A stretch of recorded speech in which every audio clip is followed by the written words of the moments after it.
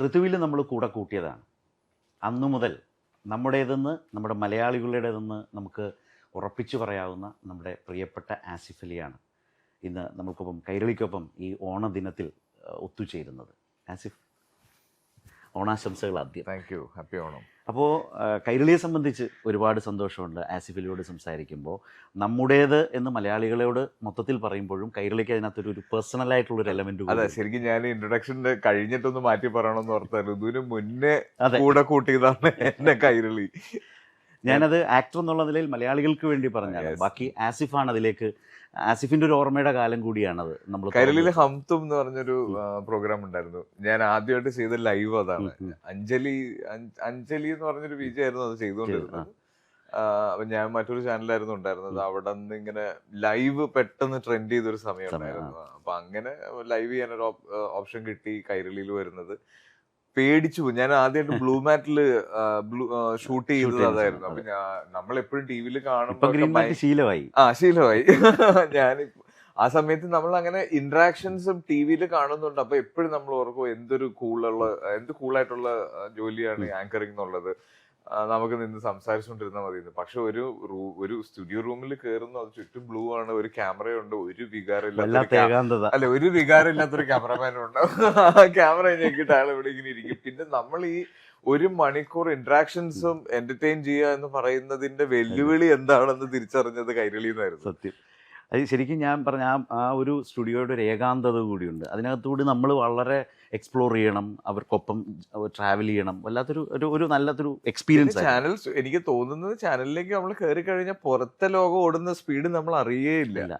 നമ്മൾ ആ ചാനലിന്റെ അകത്ത് ആ ലോകത്തിലേക്ക് നമ്മൾ അങ്ങ് ഒതുങ്ങും. സത്യമാണ്. അപ്പോൾ അങ്ങനൊരു കൈരളി എന്ന് പറയുന്ന കൈരളി കൂടിയാണ് ആസിഫ് അലി എന്ന് പറയുന്ന ഒരു സന്തോഷമുണ്ട്. നമ്മുടെ ഒരു പ്രത്യേകതയാണ്. പോട്ടെ, ഈ ഓണം വന്നപ്പോൾ ഒരു കാര്യം എന്നോട് പറഞ്ഞു കേട്ടോ, ഈ ഓണത്തിനുള്ള ആദ്യത്തെ ഓണം ഇന്റർവ്യൂ ആണ് എന്ന പ്രത്യേകത, സ്പെഷ്യാലിറ്റി കൂടി ഈ സംസാരത്തിനുണ്ട് അല്ലേ? സെറ്റിലെ ഒരു ഓണം ഒക്കെ ഒന്ന് സെലിബ്രേറ്റ് ചെയ്തു. സെറ്റിലെ ഓണം കോട്ടയം ബെൽറ്റ് ജിസ് ജോയി ഡയറക്ട് ചെയ്യുന്ന കോട്ടയം ബെൽറ്റ് എന്ന് പറഞ്ഞൊരു സിനിമയാണ് ചെയ്തുകൊണ്ടിരിക്കുന്നത്. ഞങ്ങൾ കുറച്ചൊരു 15-20 ദിവസത്തോളം തൃശ്ശൂരായിരുന്നു. ഇപ്പൊ ഷിഫ്റ്റ് ചെയ്ത് എറണാകുളത്തേക്ക് വന്നു. അപ്പം ഓണം ആഘോഷിക്കണമല്ലോ. ആഘോഷിക്കണമെങ്കിൽ ഒരുപാട് ആളുകൾ വേണം. അപ്പൊ ഏറ്റവും നല്ലത് ലൊക്കേഷനിൽ ആഘോഷിക്കാനാണ്. ഒത്തിരി നമ്മൾ പ്രത്യേകിച്ച് ഒരു സിനിമ നമ്മൾ ഷൂട്ട് ചെയ്യുമ്പോൾ ഈ 70 ദിവസത്തോളം നമ്മൾ ഒരു കുടുംബമായിട്ടായിരിക്കും എല്ലാവരും നിൽക്കുന്നത്. അതിന്റെ ഇടയിലേക്ക് ഒരു ആഘോഷവും കൂടെ വരുമ്പോൾ ഈ സ്ട്രെസ്സും ടെൻഷനും എല്ലാം കൂടെ അങ്ങ് പൊട്ടിത്തെറിക്കുന്ന ഒരു സമയമാണ്. അപ്പൊ ശരിക്കും ഞങ്ങൾ ഓണം ആഘോഷിച്ച് തുടങ്ങി ഇന്നലെ മുതൽ. നല്ല വൈബായിരുന്നു, നന്നായിരുന്നു. എല്ലാവരും ഉണ്ടായിരുന്നു, ഒത്തിരി പേരുണ്ടായിരുന്നു. നമ്മുടെ അശോകേട്ടൻ, നന്ദുചേട്ടൻ, ജിസ്റ്റു ഡയറക്ട് ചെയ്യുന്നത്. അപ്പൊ അങ്ങനെ ഒത്തിരി നമ്മൾ സ്ക്രീനിൽ കണ്ടു തുടങ്ങിയ ആളുകളുടെ കൂടെ ഓണം ആഘോഷിക്കുക എന്ന് പറഞ്ഞൊരു സന്തോഷം എനിക്കും ഉണ്ട് മനസ്സിൽ. ഓക്കെ. ബേസിക്കലി ഈ ഓണക്കാലം ആക്ടേഴ്സിനെയൊക്കെ സംബന്ധിച്ച് വളരെ പ്രധാനമാണ്. തുടക്കകാലവും പണ്ടൊക്കെ കുറച്ചുകൂടി ഓണം റിലീസുകളൊക്കെ വളരെ സജീവമായിരുന്നൊരു കാലമുണ്ട്. അങ്ങനെ ഒരു ആക്ടർ എന്ന നിലയിൽ ആസിഫിൻ്റെ ഓണക്കാലം, ഓണം റിലീസുകൾ, അതിൻ്റെ ടെൻഷനും സന്തോഷവും, അങ്ങനെ ഒരു മെമ്മറിയിലേക്ക് പോകാൻ പറ്റുമോ? ശരത്, എനിക്ക് എപ്പോഴും എൻ്റെ അടുത്ത് ഏതൊരു ഫെസ്റ്റിവൽ, ഇപ്പൊ ഓണവും ക്രിസ്മസോ പെരുന്നാളോ ഒക്കെ ചോദിച്ചു കഴിഞ്ഞാലും ആ ഫെസ്റ്റിവൽ കംപ്ലീറ്റ് ആവുന്നത് ഒരു റിലീസോട് കൂടിയാണ്. ഇപ്പൊ ഓണം റിലീസസ് ഉണ്ടായിരുന്നു, ഒത്തിരി ഓർമ്മകളുണ്ട്. നമ്മൾ ഫാമിലി ആയിട്ട് പോകുന്ന, അതായത് നമ്മുടെ സൂപ്പർ സ്റ്റാർസിന്റെ ഇപ്പൊ അന്ന് എടുത്തു പറയുകയാണെങ്കിൽ മമ്മൂക്ക, ലാലേട്ടൻ പടം ഉണ്ടാകും. അപ്പൊ അതിന്റെ പാട്ടുകൾ കണ്ടു തുടങ്ങുന്നു. അത് തിയേറ്ററിലേക്ക് വരുമ്പോൾ പോസ്റ്റേഴ്സ് റോട്ടി കാണാൻ തുടങ്ങുന്നു. പിന്നെ അത് തിയേറ്ററിലെത്തി കാണുന്നത് വരെ ആണ് ശരിക്കും ആ ഒരു ഇപ്പൊ ഓണമാണെങ്കിൽ ആ ഓണത്തിന്റെ ഒരു കംപ്ലീഷൻ എന്ന് പറയുന്നത്. പിന്നെ അതിനുശേഷം ഞാൻ സിനിമയിലേക്ക് വന്നപ്പോൾ ഫെസ്റ്റിവൽ റിലീസസ് എനിക്ക് കിട്ടാൻ തുടങ്ങി. ഇപ്പൊ എടുത്തു പറയേണ്ട ഒരു വലിയൊരു ബ്ലെസ്സിംഗ് എന്ന് പറഞ്ഞാൽ കിഷ്കിന്ധകാണ്ഡം റിലീസ് ആയത് ഒരു ഓണത്തിനായിരുന്നു. അത് ഇപ്പൊ എന്നോട് ഏതായിരിക്കും ഫേവറേറ്റ് ഓണത്തിന് ചോദിച്ചാൽ ഓഫ്കോഴ്സ് അത് 2024 അല്ലേ? എനിക്ക് തോന്നുന്നു ആ വർഷത്തെ കളക്ഷനിൽ ഏറ്റവും മുമ്പിൽ നിന്ന പടങ്ങളിലൊന്ന്, ഒപ്പീനിയനിലും ഏറ്റവും നല്ല. 2024 പൊതുവെ എനിക്കൊരു നല്ല വർഷമായിരുന്നു. തലവരിൽ തുടങ്ങി സിനിമയായിരുന്നു. അതിനുശേഷം കിഷ്കിന്ധകാണ്ഡമായാലും അഡ്യൂസുമിഗോ ആണെങ്കിലും അതും വളരെ ഡിഫറെന്റ് ആയിരുന്നല്ലോ. അഭിനയിക്കേണ്ടി വന്നില്ല എന്ന് പറയുന്ന പോലെ സുരാജിനെ ഇട്ട് ഇങ്ങനെ വട്ടം ചുറ്റിക്കുന്ന ഒരു ക്യാരക്ടർ. അത് കെട്ടിയോളാണെന്റെ മാലക്കയുടെ സ്ക്രിപ്റ്റ് റൈറ്റർ ആണ് അജി പീറ്റർ തങ്കം എന്ന് പറഞ്ഞിട്ട്. തങ്കത്തിന്റെ ഒരു പ്രത്യേകത അതെന്ന് പറഞ്ഞാൽ റിയൽ ലൈഫ് ക്യാരക്ടേഴ്സ് ആണ്. തങ്കം നേരിട്ട് കണ്ടിട്ടുള്ള ക്യാരക്ടേഴ്സ് ആണ്. അപ്പൊ അതിന് കുറെ കൂടെ ഒറിജിനാലിറ്റി ഉണ്ടാവും. നമുക്ക് പറഞ്ഞു തരുമ്പോഴും നമ്മൾ പെർഫോം ചെയ്യുന്ന സമയത്തും അതിന് എങ്ങനെയൊക്കെ ഫൈൻ ട്യൂൺ ചെയ്യണം എന്നുള്ളൊരു ക്ലാരിറ്റി ഉണ്ടാവും. അപ്പൊ അത് ഈ രണ്ട് ക്യാരക്ടേഴ്സും തങ്കം എനിക്ക് തന്ന ഒരു ഭയങ്കര ബ്ലെസ്സിങ് ആണ്. അത് ആ ദിവസം വർഷങ്ങളിലെ പ്രധാനപ്പെട്ട സിനിമകളിലേക്ക് നമ്മളൊന്ന് വേഗത്തിൽ അറിയാതെ സംസാരിച്ചു പോയി. അതുകൊണ്ട് തന്നെ ഒരു ചോദ്യം, ഇപ്പം പണ്ടൊക്കെ മമ്മൂക്കയാവട്ടെ ലാലേട്ടനാവട്ടെ ഏറ്റവും നല്ല ആ ആക്ടേഴ്സൊക്കെ പറയാറുണ്ട് അവർ ജീവിതത്തിൽ നിന്ന് നല്ല ആളുകളെ കണ്ട് ഒബ്സർവ് ചെയ്തൊക്കെ ക്യാരക്ടേഴ്സിനെ മോൾഡ് ചെയ്യുന്നു എന്ന് നമ്മൾ കേട്ടിട്ടുണ്ട്. നമ്മുടെ ഈ ജനറേഷന് അല്ലെങ്കിൽ ഇപ്പോഴത്തെ ആക്ടേഴ്സിന് അതിനുള്ള അവസരങ്ങൾ അത്രയ്ക്ക് കിട്ടുന്നുണ്ടോ? നിങ്ങൾ ഈ ക്യാരക്ടേഴ്സിന് ഇപ്പോൾ ഈ പറഞ്ഞതുകൊണ്ടാണ് എങ്ങനെ മോൾഡ് ചെയ്യുന്നു, എങ്ങനെയാണത്, ഏതെങ്കിലും ഒരു ക്യാരക്ടർ ഉദാഹരണം വെച്ച് പറയാമോ?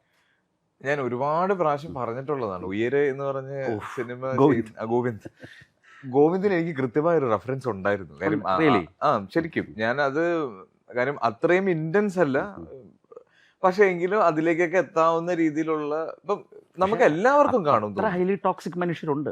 ഉണ്ട് ഡെഫിനറ്റ് അല്ലേ. നമുക്ക് എല്ലാവർക്കും ഒരാൾ ഓർമ്മ വരും അത് പറയുമ്പോൾ. എന്റെ ഹോസ്റ്റലിൽ ഉണ്ടായിരുന്ന എന്റെ ഒരു സുഹൃത്തിനെ ആയിരുന്നു എനിക്ക് റെഫറൻസ് എന്ന് പറഞ്ഞാൽ ആക്ടിവിറ്റീസ് അല്ലാതെ അങ്ങനെ അയാളുടെ തോട്ട് പ്രോസസ്. കാര്യം എനിക്ക് ഈ സിനിമ എന്റെ അടുത്ത് ബോബി ചേട്ടൻ സഞ്ജു ചേട്ടൻ എന്റെ അടുത്ത് പറയുന്ന സമയത്ത് എനിക്ക് കണക്ട് ആവാൻ അല്ലെങ്കിൽ ഈ സിനിമ ചെയ്യാൻ പറ്റും. അതാണ് അങ്ങനെ. അപ്പൊ അങ്ങനെയുള്ള കണക്ഷൻസ് അഗെയിൻ കെട്ടിയോളാണ് എന്റെ മാലാക ചെയ്യുന്ന സമയത്ത് ഞാൻ പറഞ്ഞില്ലേ തങ്കം കൊണ്ടു തന്ന സ്ലീവാച്ച് എന്ന് പറഞ്ഞ ക്യാരക്ടറിന്റെ റെഫറൻസസ് ഭയങ്കരമായിരുന്നു. ഞാൻ ഒരു തൊടുപുഴക്കാരനാണ്, ഒരു ഇടുക്കിക്കാരനാണ്, എങ്കിലും എനിക്ക് അത്രയും മാനറിസംസ് ഇല്ല. പക്ഷെ തങ്കം ഇരുന്ന് ഇങ്ങനെ ഓരോ റെഫറൻസ് പറഞ്ഞ് ഇപ്പൊ ഒരു ആളെ നേരിട്ട് കാണിച്ചു തന്നില്ലെങ്കിൽ പോലും അയാൾ എന്താണ് എങ്ങനെയാണ് ചിന്തിക്കുന്നതെന്നും പെരുമാറുന്നതെന്നും തങ്കം കൃത്യമായിട്ട് എനിക്ക് പറഞ്ഞു തന്നിട്ടുണ്ട്. അപ്പൊ അങ്ങനെ പിന്നെ എക്സ്പീരിയൻസസ് എനിക്ക് തോന്നുന്നു ഇപ്പൊ നമുക്ക് കിട്ടുന്ന ക്യാരക്ടേഴ്സിനെ ബേസ് ചെയ്തിട്ടുള്ള എക്സ്പീരിയൻസസ് ഒക്കെ നമുക്ക് കിട്ടുന്നുണ്ട്. നമ്മൾ ട്രാവൽ ചെയ്യുന്നവരാണ്, നമ്മൾ ആളുകളായിട്ട് ഇന്ററാക്ട് ചെയ്യുന്നതാണ്. അപ്പൊ ആരെങ്കിലും ഒക്കെ ആയിട്ട് ഇങ്ങനെ കണക്ട് ആവും. അതൊരു പ്രത്യേകത. കാരണം പണ്ട് കാലത്തൊക്കെ നമ്മൾ എപ്പോഴും കേൾക്കുന്ന ഒരു കാര്യം അതായിരുന്നു, റിയൽ ലൈഫിൽ കണ്ടെത്തുന്നവരെ ഒബ്സർവ് ചെയ്യുന്നവരെയൊക്കെ ആക്ടേഴ്സ് അവരുടെ കഥാപാത്രത്തിലേക്ക് മാറ്റുന്നു എന്ന് പറയുന്നത് നമ്മളൊക്കെ ഒരുപാട് കേട്ട ഒരു. അപ്പോൾ ഈ കാലത്ത് നമ്മൾ ആലോചിക്കുമ്പോൾ സാധ്യതകൾ കുറയുന്നുണ്ട്. പക്ഷേ നിങ്ങൾക്കൊക്കെ അതെങ്ങനെ സംഭവിക്കുന്നു എന്നറിയാനുള്ളൊരു ഒരു കൗതുകം കൊണ്ടാണ് ഞാനത് പ്രത്യേകമായി ചോദിച്ചത്. അതിൽ അങ്ങനെയാണെങ്കിൽ പോലീസ് വേഷങ്ങൾ ഒരുപാട് ചെയ്തിട്ടുണ്ട്. എനിക്കൊന്ന് 5-6 ക്യാരക്ടർ സിനിമകളിൽ ചെയ്തു. എനിക്ക് ശരി ഭയങ്കര ഇൻട്രസ്റ്റിംഗ് ക്വസ്റ്റ്യൻ ആണ്. എന്താണെന്ന് പറഞ്ഞാൽ എനിക്ക് ആദ്യം ഈ പോലീസ് വേഷം ചെയ്യാൻ ഭയങ്കര പേടിയായിരുന്നു. നമ്മള് നമ്മള് സിനിമയിൽ കാണുന്ന പോലീസ് ഓഫീസർ, സിനിമയിൽ കാണുന്ന പോലീസ് ഓഫീസർ മസ്കുലറാണ്, ഭയങ്കര സൈസ് ഉണ്ട്, പൗരുഷത്തിന്റെ പര്യായമായിരിക്കും പോലീസ് എപ്പോഴും നമുക്ക്. അപ്പൊ ഞാനിത് അപ്പൊ എനിക്ക് അങ്ങനെ ഒരു പോലീസ് ഓഫീസറായിട്ട് പുൾ ഓഫ് ചെയ്യാൻ പറ്റുമോ എനിക്ക് എന്റെ വലിപ്പം എന്റെ ലുക്സിലൊക്കെ ഭയങ്കര ഇതായിരുന്നു. പക്ഷെ ഞാൻ എന്റെ എവറിഡേ ലൈഫിൽ നമ്മൾ പുറത്തിറങ്ങുമ്പോൾ കാണുന്ന ഒരു പോലീസുകാരനും യൂണിഫോം മാറ്റി ഇട്ട് കഴിഞ്ഞാൽ പോലീസുകാരനാണെന്ന് തോന്നില്ല. ഇപ്പൊ കൂമൻ ചെയ്യുന്ന സമയത്ത് ഈ ഗിരി എന്ന് പറഞ്ഞ ക്യാരക്ടറിന്റെ കോംപ്ലക്സ് തന്നെ അതാണ്. ഞാൻ യൂണിഫോമിൽ വരുമ്പോൾ എന്നെ റെസ്പെക്ട് ചെയ്യുന്നുണ്ട്, അല്ലാത്തപ്പോ എന്നെ റെസ്പെക്ട് ചെയ്യുന്നില്ലെന്ന്. അപ്പൊ ആ ലുക്ക് അതാണ് ശരിക്കും നമ്മളെയൊക്കെ റിയൽ പോലീസുകാർക്കുള്ളത് സിനിമയിൽ നിന്ന് ഡിഫറെന്റ് ആയിട്ടുള്ളത് എന്ന് റിയലൈസ് ചെയ്ത സമയത്താണ് ഞാൻ പോലീസ് വേഷം ചെയ്യാൻ തുടങ്ങിയത്. എനിക്ക് സിബി തോമസ് എന്ന് പറഞ്ഞ നമ്മുടെ സ്ക്രിപ്റ്റ് റൈറ്റർ ഉണ്ട്. സിബി സാർ എന്റെ അടുത്ത് കുറ്റവും ശിക്ഷയും പറയുന്ന സമയത്ത് ഞാൻ ഭയങ്കര എക്സൈറ്റഡ് ആയിട്ടാണ് രാജീവ് രവി എന്നെ ഒരു സിനിമയ്ക്ക് വിളിക്കുന്നു എന്നുള്ളത് ഞാൻ റിയലൈസ് ഒരുപാട് ഇഷ്ടപ്പെട്ട സിനിമയാണത്. നമ്മുടെ പ്രേക്ഷകർ അങ്ങനെ എടുത്തിട്ടില്ല സിനിമ. അത് തിയേറ്റർ എന്റർടൈനർ റിയലിസ്റ്റിക് ആയതൊരു നമുക്കൊരു സങ്കടം തോന്നും. അവസാനം ഇത്രമേൽ അധ്വാനിച്ച പോലീസുകാര് എല്ലാവരും മറന്നു പോകുന്നു, അവരുടെ അടുത്ത ജോലിയിലേക്ക് പോകും. നല്ല പെയിൻ എടുത്ത് ചെയ്തൊരു സിനിമയാണ്. ഇപ്പം എന്റെ പ്രൊഫഷന്റെ ഒരു പ്രത്യേകതയും കൂടെ അതാണ്. ഒരുപാട് പ്രൊഫഷനായിട്ട് നമുക്ക് മനസ്സിലാക്കാൻ പറ്റും. എനിക്ക് തോന്നുന്നു കുറ്റവും ശിക്ഷയും കഴിഞ്ഞതിന് ശേഷം നമ്മൾ പല സമയത്തും പോലീസ് ഓഫീസേഴ്സിന്റെ അരഗൻസിനെ പറ്റിയൊക്കെ നമ്മൾ ദേഷ്യത്തോടെ പറഞ്ഞിട്ടുണ്ട്. ചില ആളുകൾ ചാനലിലും ബ്ലോഗിങ്ങിലൂടെയൊക്കെ പറയാനുണ്ട്. പക്ഷെ ഇവരനുഭവിക്കുന്ന ഒരു പ്രഷർ ഉണ്ടല്ലോ, നമുക്കൊന്നും ആലോചിക്കാൻ പറ്റില്ല. അത് എന്റെ അടുത്ത് സിബി സാർ ഈ ക്യാരക്ടറിനെ പറ്റി സാജൻ എന്നാണ് ക്യാരക്ടറിന്റെ പേര്, സാജനെ പറ്റിയിട്ട് എന്റെ അടുത്ത് പറയുമ്പോൾ നമുക്കിങ്ങനെ ഇത്രയും ട്രോമയെ കൂടെ കടന്നുപോയ ഒരാൾ ഇപ്പോഴും സർവീസിൽ നിൽക്കുന്നുണ്ടോ എന്ന് തോന്നിപ്പോകും. അത്രയും എക്സ്പീരിയൻസസ് ഒരു പോലീസുകാരന് പറയാനുണ്ടാവും. അപ്പൊ അതൊക്കെ ഇങ്ങനെ ഡിഫറെന്റ് വേർഷൻസ് ആണ്, പോലീസിന്റെ ഡിഫറെന്റ് വേർഷൻസ് ആണ്. അതായത് ഇങ്ങനെ എന്റെ ശരീരത്തിൽ എനിക്ക് അങ്ങനെ ഒരു പോലീസുകാരനാകാൻ പറ്റുമോ എന്ന് പറയുന്ന ഒരു കോംപ്ലക്സ് ഇന്ന് കംപ്ലീറ്റ് പോയി, എടുത്ത് കളഞ്ഞു. അത് എടുത്ത് കളഞ്ഞതിന്റെ കാര്യം ഞാൻ എഗെയിൻ സിബി സാറിനെയൊക്കെ തന്നെ, സിബി സാറിനെ നമുക്ക് ഞാൻ അദ്ദേഹത്തിന് ഒരു എന്താ പറയാ അതിന് ബോഡി ഷേമിങ് ഒന്നും അല്ല, പക്ഷെ സിബി സാറിനെ ഇതുപോലെ തന്നെയാണ്. സാറിന് നമുക്ക് ഒരിക്കലും സാർ ഒരു നോർമൽ പാന്റും ഷർട്ടും ഇട്ട് നമ്മുടെ ലൊക്കേഷനിലൊക്കെ ഇരിക്കുന്ന കാണുമ്പോൾ നമുക്ക് അറിയാവുന്ന പരിചയമുള്ള ആരോ ആയിട്ട് നമുക്ക് തോന്നുള്ളൂ. ഭയങ്കര രസമുള്ളൊരു ഇൻസിഡന്റ് ഉണ്ട്. ഞാൻ എവിടെ പറഞ്ഞിട്ടുണ്ടെന്ന് അറിയില്ല. ഞാൻ ഇതുപോലെ സിബിസാറിന്റെ വീട്ടിൽ ഒരു പ്രാവശ്യം ലഞ്ചിന് പോയിട്ട്, അപ്പൊ ലഞ്ചിന് ചെല്ലുമ്പോ സിബിസാറിന്റെ സാറുണ്ട്, വൈഫുണ്ട്, കുട്ടികളുണ്ട്.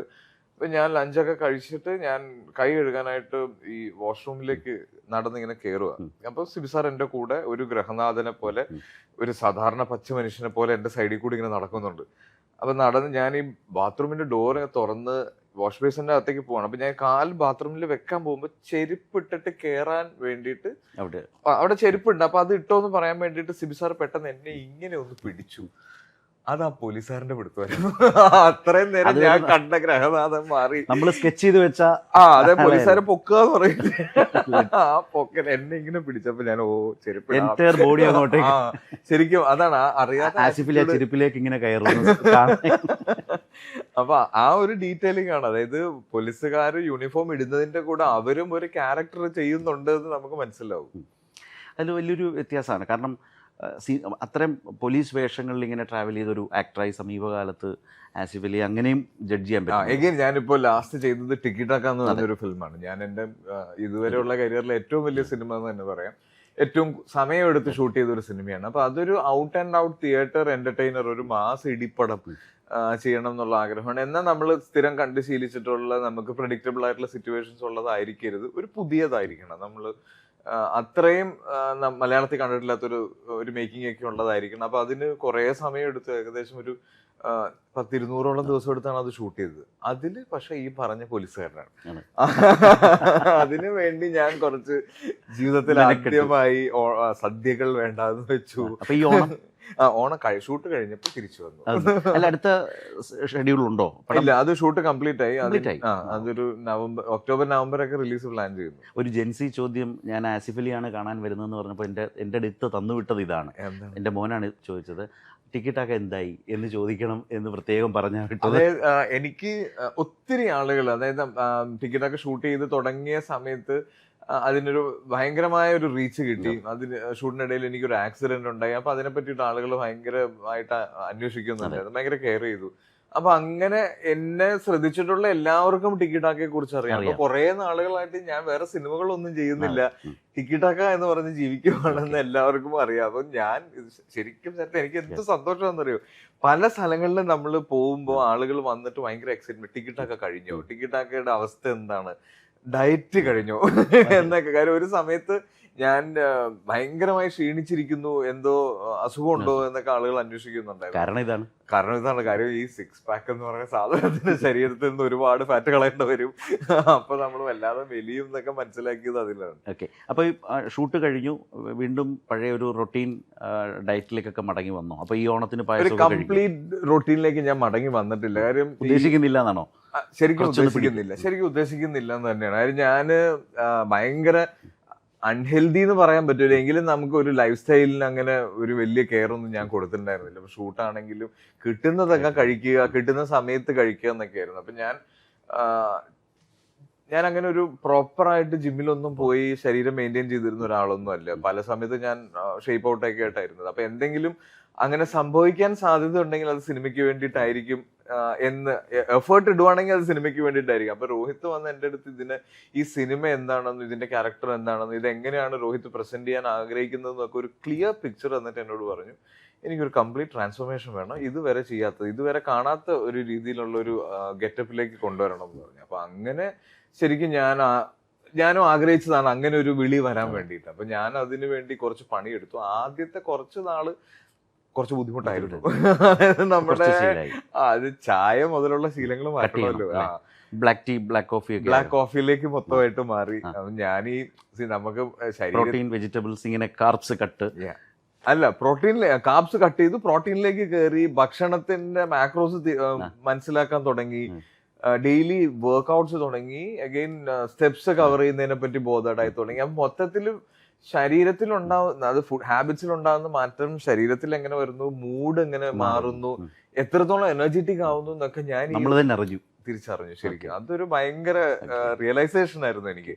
അപ്പൊ ഇനി തിരിച്ചങ്ങനെ ഒരു കംപ്ലീറ്റ് ഉഴപ്പിലേക്ക് പോകണമെന്നില്ല, ഇപ്പോഴും ഒരു മിനിമൽ കാര്യങ്ങൾ മെയിൻറ്റെയിൻ ചെയ്യുന്നുണ്ട്. അപ്പൊ ഇതിന്റെ ഒരു പ്രശ്നം സംഭവിച്ചെന്ന് പറഞ്ഞാൽ, ഞാൻ ടിക്കിറ്റാക്ക ഷൂട്ട് ഫുൾ കഴിഞ്ഞ് ഞാൻ ഒരു വർഷത്തോളം താടി വെച്ചാണ് നടന്നത്. അപ്പൊ താടി എടുത്തു കഴിഞ്ഞപ്പോഴാണ് ശരിക്കും എനിക്ക് നല്ല കവിളൊക്കെ ഉണ്ടായിരുന്നു.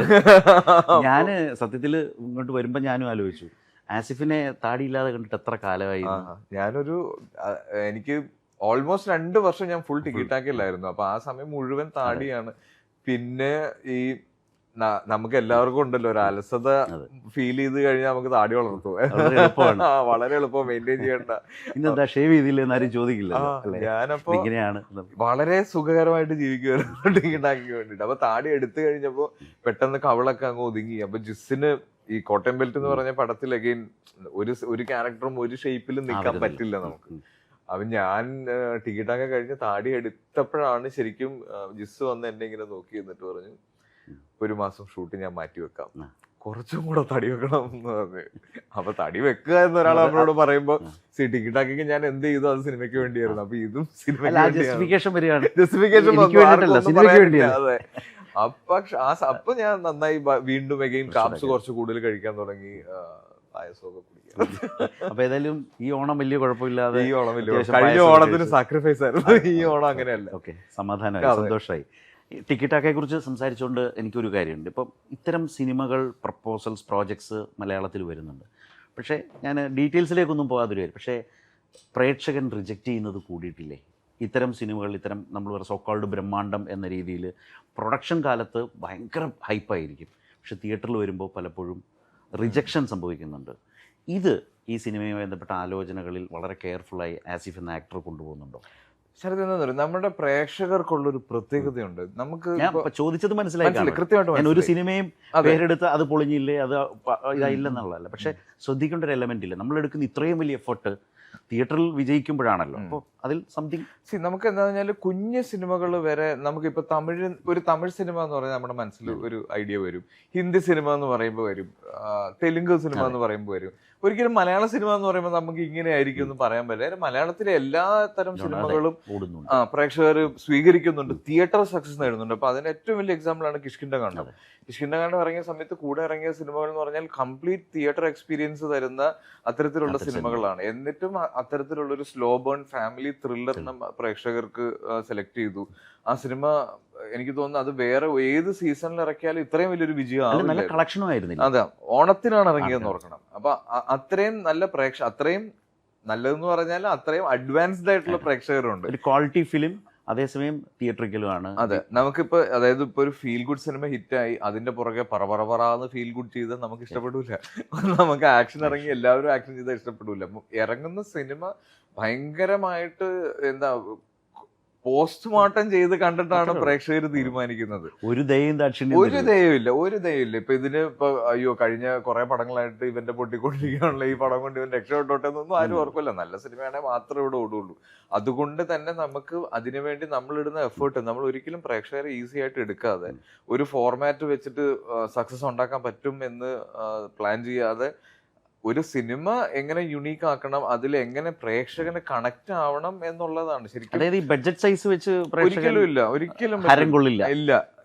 ഞാൻ അത് മനസ്സിലാക്കിയിട്ടുണ്ട്, നമ്മളെല്ലാവരും മനസ്സിലാക്കിയിട്ടുണ്ട്. നമുക്ക് തന്നെ പല സമയത്തും പ്രതീക്ഷയില്ലാത്ത പടങ്ങൾ സക്സസ് ആയിട്ടുണ്ട്. നമ്മൾ ഉറപ്പായിട്ടും ഹിറ്റാവെന്ന് പറയുന്ന സിനിമകൾ പൊട്ടിയിട്ടുണ്ട് ധൈര്യമായിട്ട്. എഗെയിൻ സിനിമയ്ക്ക് ഒരു ഫോർമുല ഇല്ല. നമുക്ക് ഇങ്ങനെ ചെയ്തു കഴിഞ്ഞാൽ ഈ സിനിമ ഓടും എന്ന് പറയാൻ പറ്റില്ല. ഒരു സ്ക്രിപ്റ്റ് അങ്ങനെ സെലക്ട് ചെയ്യാൻ പറ്റില്ല. ഇപ്പം എത്രയോ സൂപ്പർ സ്റ്റാർസ് നമുക്ക് മുന്നേ ആരും ഒന്നും അങ്ങനെ മനസ്സിലാക്കിയിട്ടില്ലല്ലോ. എല്ലാവരുടെയും പടങ്ങൾ ഓടിയിട്ടുണ്ട്, പൊട്ടിയിട്ടുണ്ട്. അപ്പൊ പ്രേക്ഷകരെ ഈസിയാക്കി എടുക്കാതിരിക്കുക എന്നുള്ളത് മാത്രമാണ് ഏത് സ്കെയിൽ ഓഫ് സിനിമ ചെയ്യുമ്പോഴും നമ്മൾ ശ്രദ്ധിക്കേണ്ടതെന്നാണ് എനിക്ക് മനസ്സിലാക്കിയത്. എഗെയിൻ ടിക്കറ്റാക്കയെ പറ്റി പറയുമ്പോഴും ഇതിനെ ചെയ്യാൻ പറ്റുന്ന ഒരു മനുഷ്യനെ കൊണ്ട് ചെയ്യാൻ പറ്റുന്നതെല്ലാം ഞാൻ ആ സിനിമയ്ക്ക് വേണ്ടി ചെയ്തിട്ടുണ്ട്. അതിന്റെ ബഡ്ജറ്റ് ആയാലും അതിന്റെ നമ്പർ ഓഫ് ഡേയ്സ് ആയാലും അതിന്റെ സ്കെയിൽ ആയാലും ഒക്കെ ഇതുവരെ ചെയ്യാത്തൊരു അറ്റംപ്റ്റ് തന്നെയാണ്.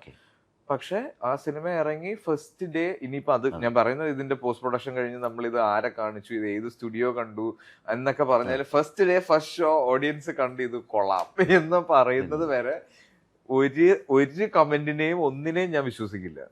അല്ല, അത് ആസിഫിന്റെ ഒരു ഫിലിം കരിയർ ആകെ നോക്കിയാലും അറിയാം ആ രീതിയിൽ തന്നെ ഉണ്ടായിട്ടുണ്ട്. ഞാൻ ഇതിൽ ചോദിക്കാൻ വന്നൊരു കാര്യം, ഇപ്പോൾ നിങ്ങളുടെ ഈ ഇപ്പോഴത്തെ ഒരു നിര ആക്ടേഴ്സ്, ഹീറോസ് ആക്ടേഴ്സ് ഒക്കെ ഉണ്ടല്ലോ, നിങ്ങൾ പരസ്പരമുള്ള നിങ്ങളൊരു വൈബ്, എത്രമാത്രം ഹെൽത്തിയായി മുന്നോട്ട് കൊണ്ടുവന്നു? മറ്റൊരാളുടെ പടം ഓടുമ്പോൾ അല്ലെങ്കിൽ ചിലപ്പോൾ വിചാരിക്കാത്ത പരാജയം ഉണ്ടാകുമ്പോഴൊക്കെ അങ്ങോട്ടും ഇങ്ങോട്ടും ഒരു ഷെയറിംഗ് ഉണ്ടോ, കമ്മ്യൂണിക്കേഷൻസ് ഉണ്ടോ? കമ്മ്യൂണിക്കേഷൻസ് ഉണ്ട് തീർച്ചയായിട്ടും. ഇപ്പം എനിക്ക് തോന്നുന്നത് നമ്മുടെ ഇൻഡസ്ട്രിയിലാണ് ഏറ്റവും ഹെൽത്തി ആയിട്ടുള്ള ഒരു കോമ്പറ്റീഷൻ ഉള്ളത്. ആ ഒരു കോമ്പറ്റീഷൻ ഇപ്പം നിവിന്റെ സിനിമകള് ഞാനും നിവിനും ഏകദേശം ഒരേ സമയത്ത് വന്നത്. അപ്പം നിവിന്റെ സിനിമകൾക്കുണ്ടാവുന്ന ഒരു അറ്റൻഷൻ എന്തുകൊണ്ട് എൻ്റെ സിനിമകൾക്ക് കിട്ടുന്നില്ല എന്ന് ഞാൻ മനസ്സിലാക്കുന്നിടത്തു നിന്നാണ് ഞാൻ വീണ്ടും പണിയെടുക്കാൻ തുടങ്ങിയത്, ഞാൻ ശ്രദ്ധിക്കാൻ തുടങ്ങിയത്. അല്ലേ? അപ്പൊ അങ്ങനെ വരുന്നത് കൊണ്ടാണ്. അപ്പൊ എനിക്ക് സക്സസ് മാത്രം ഉണ്ടാവുന്നു, അല്ലെങ്കിൽ ഞാനൊരു ഒരു ഒറ്റപ്പെട്ട് നിൽക്കുന്ന ഒരു മനുഷ്യനായിട്ട് നിൽക്കുവാണെങ്കിൽ എനിക്കിത് പറ്റില്ല. അപ്പൊ നമ്മൾ ഇത് എല്ലാവരെയും പറ്റിയും ശ്രദ്ധിക്കുകയും അഭിപ്രായങ്ങൾ പറയുകയും ചെയ്യുന്ന സമയത്ത് ഇപ്പം AR-ഉം കിഷ്കിന്ദ കാണ്ഡവും ഇറങ്ങുന്ന സമയത്ത് പെപ്പയുടെ ഒരു സിനിമയും കൂടെ ഉണ്ടായിരുന്നു അതിൽ. അപ്പം ഞങ്ങൾ 3 പേര് ഒരുമിച്ച് വീഡിയോസ് അങ്ങോട്ടും ഇങ്ങോട്ടും സിനിമകളെ പറ്റി പറഞ്ഞ് ചെയ്തിരുന്നു. അപ്പൊ അതൊന്നും എനിക്ക് തോന്നുന്നില്ല വേറൊരു ഇൻഡസ്ട്രിയിലും ഉണ്ടാവുന്നത്. പിന്നെ എപ്പോഴും നമ്മളെല്ലാവരും ഒരുമിച്ചൊക്കെ പലരും അല്ലെ പുറത്ത് കാണാറുണ്ട്. ഞങ്ങൾ അങ്ങനെ നമുക്ക് ഒരു കോളേജ് വൈബൊക്കെ തന്നെയാണ് ഇപ്പോഴും എല്ലാവരും കൂടെ കൂടുമ്പോൾ തോന്നാറുള്ളത്.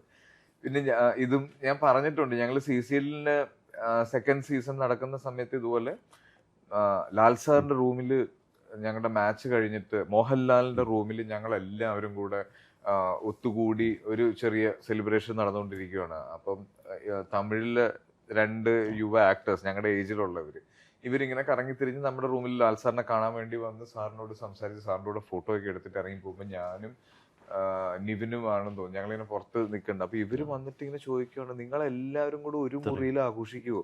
അത് ഞാൻ അവിടെ ബാക്കി എല്ലാ ഇൻഡസ്ട്രിയിലും ഒരു ഹൈറാർക്കി ഉണ്ടാവും സംസാരത്തിന് പോലും, നമുക്കതില്ല. ഇപ്പം മമ്മൂക്കയാണെങ്കിലും ലാലേട്ടനാണെങ്കിലും നമ്മളോട് കാണിക്കുന്ന സ്നേഹവും ഭയങ്കരമായിട്ട്. ഇപ്പൊ എന്റെ തന്നെ പേഴ്സണൽ ലൈഫിൽ എത്രയോ ബ്ലെസ്ഡ് ആയിട്ടുള്ള മൊമെന്റ്സ് മമ്മൂക്കയുടെ കൂടെ ഉണ്ട്. ഞാൻ ഫിലിം ഫെയറിന് നോമിനേറ്റഡ് ആയിട്ട് നിൽക്കുന്നത് സപ്പോർട്ടിംഗ് ആക്ടർ ആയിട്ടാണ്. ബെസ്റ്റ് ആക്ടർ ആയിട്ട് മമ്മൂക്ക കയറുമ്പോൾ മമ്മൂക്ക എന്നെയും ബേസിലെയും സ്റ്റേജിലേക്ക് വിളിച്ച് കയറ്റി ഞങ്ങളായിട്ട് അദ്ദേഹം അത് ഷെയർ ചെയ്തു.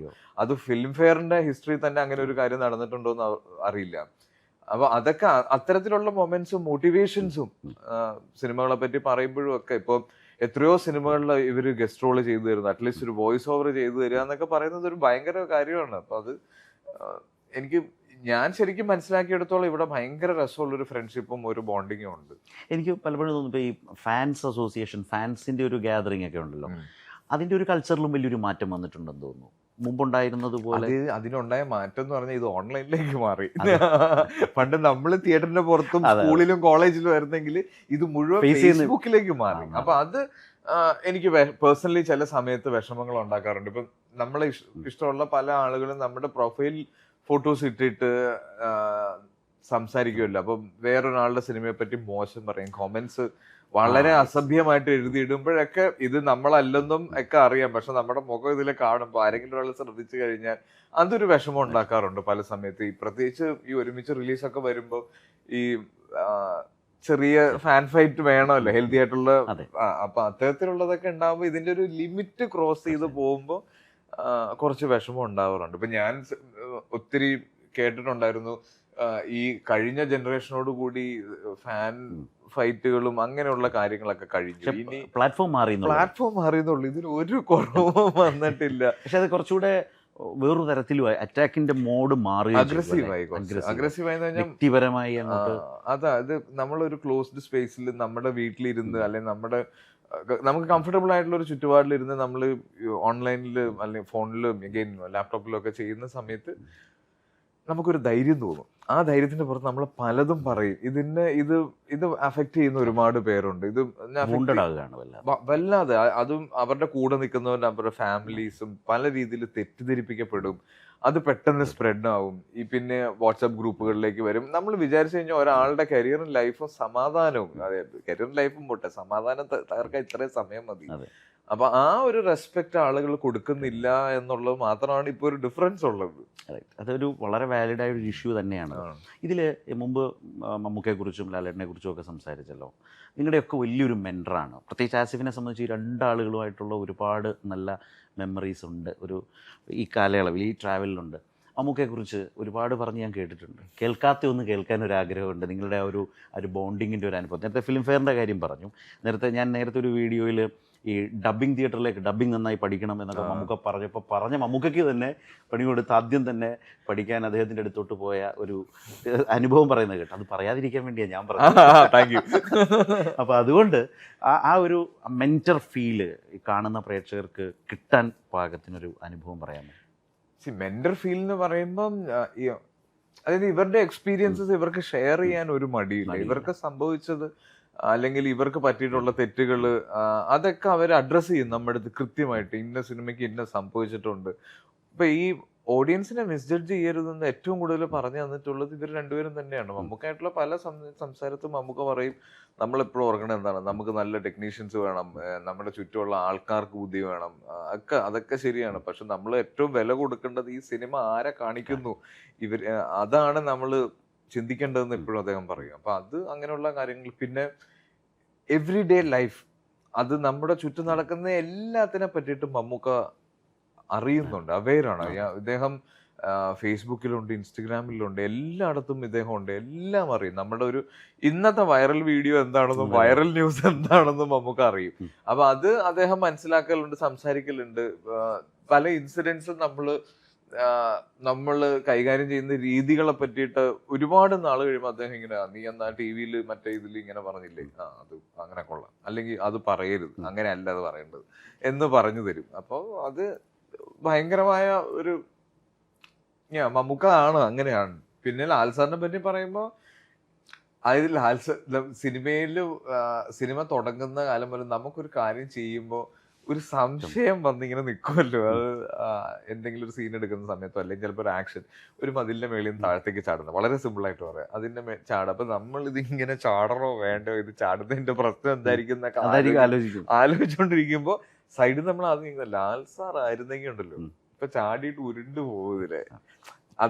അദ്ദേഹത്തിന്റെ ഡെഡിക്കേഷൻ, ഇത് ഈ ഇൻഡസ്ട്രി മുഴുവൻ പാടും അദ്ദേഹത്തിനെ പറ്റിയിട്ട്. അദ്ദേഹം എടുക്കുന്ന അദ്ദേഹം കംഫർട്ട് ചെയ്യുന്ന രീതി, കൂടെയുള്ള ആക്ടേഴ്സിന് എഗൈൻ ഒരു സിനിമയ്ക്ക് വേണ്ടിയിട്ട് അദ്ദേഹം എന്തൊക്കെ ചെയ്യുവോ. ഇപ്പൊ നമ്മള് ഒളിമ്പ്യൻ അന്തോണി യാദവ് എന്ന് പറഞ്ഞ സിനിമ, ഇപ്പൊ ഞാൻ ഒരു മോഹൻലാൽ ഫുൾ പവർ ഫാൻ ആയിരുന്നു കോളേജിൽ. അപ്പൊ ആ സമയത്ത് നമുക്ക് ഏറ്റവും ടെൻഷൻ ഉണ്ടാക്കിയതാണ് അതിൻ്റെ അകത്ത് മറ്റേ കാളബൂട്ട് എടുക്കുന്ന സമയത്ത് ലാൽ സാറിന്റെ കാല് മുറിഞ്ഞു, എന്നിട്ട് നടന്ന് പുറത്തേക്ക് ഇറങ്ങാൻ ഹോസ്പിറ്റലിലേക്ക് പോകുമ്പോ ഭദ്രൻ സാറ് ആ ഷോട്ടും കൂടെ എടുത്തിട്ട് പോയാൽ പോരെന്ന് ചോദിച്ചപ്പോ മുറിഞ്ഞ കാലും വെച്ച് സാർ ഇറങ്ങി എന്നൊക്കെ പറയുന്നത് അന്ന് കോളേജിൽ ഒരു കഥയായിട്ട് കേട്ടതാണെങ്കിൽ ഇന്ന് ഇൻഡസ്ട്രിയുടെ ഭാഗമായിട്ട് നിൽക്കുമ്പോൾ അതെനിക്കൊരു മോട്ടിവേഷനാണ്.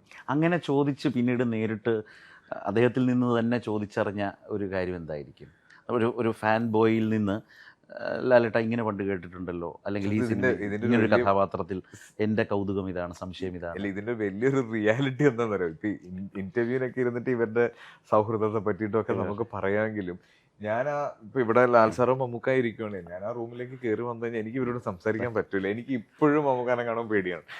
എനിക്ക് അങ്ങനെ ചോദിക്കാൻ അദ്ദേഹം ഇങ്ങോട്ട് പറയുന്ന കാര്യങ്ങൾ ഞാൻ കേൾക്കാറുണ്ട്, അതിന്റെ അഭിപ്രായം പറയാറുണ്ട്, അങ്ങനെയുള്ളതൊക്കെ ഉള്ളൂ. അല്ലാതെ ഞാനൊരു ഭയങ്കരമായിട്ട് സ്പേസ് എടുക്കാൻ പറ്റുമായിരിക്കും, പക്ഷെ നമുക്ക് അതിനുള്ള ധൈര്യമില്ല, അത് വരൂല്ല. ഉള്ളിൽ ആ പേടിയും ബഹുമാനവും അങ്ങനെ തന്നെ നിൽക്കും. പക്ഷെ നോക്കൂ, നിങ്ങളൊക്കെ ഈ കടന്നുപോയ ഒരു 30s സമയത്തൊക്കെ തന്നെ രണ്ടുപേരും ചെയ്തു വെച്ച ക്യാരക്ടേഴ്സ് ഒന്ന് ആലോചിച്ചത്.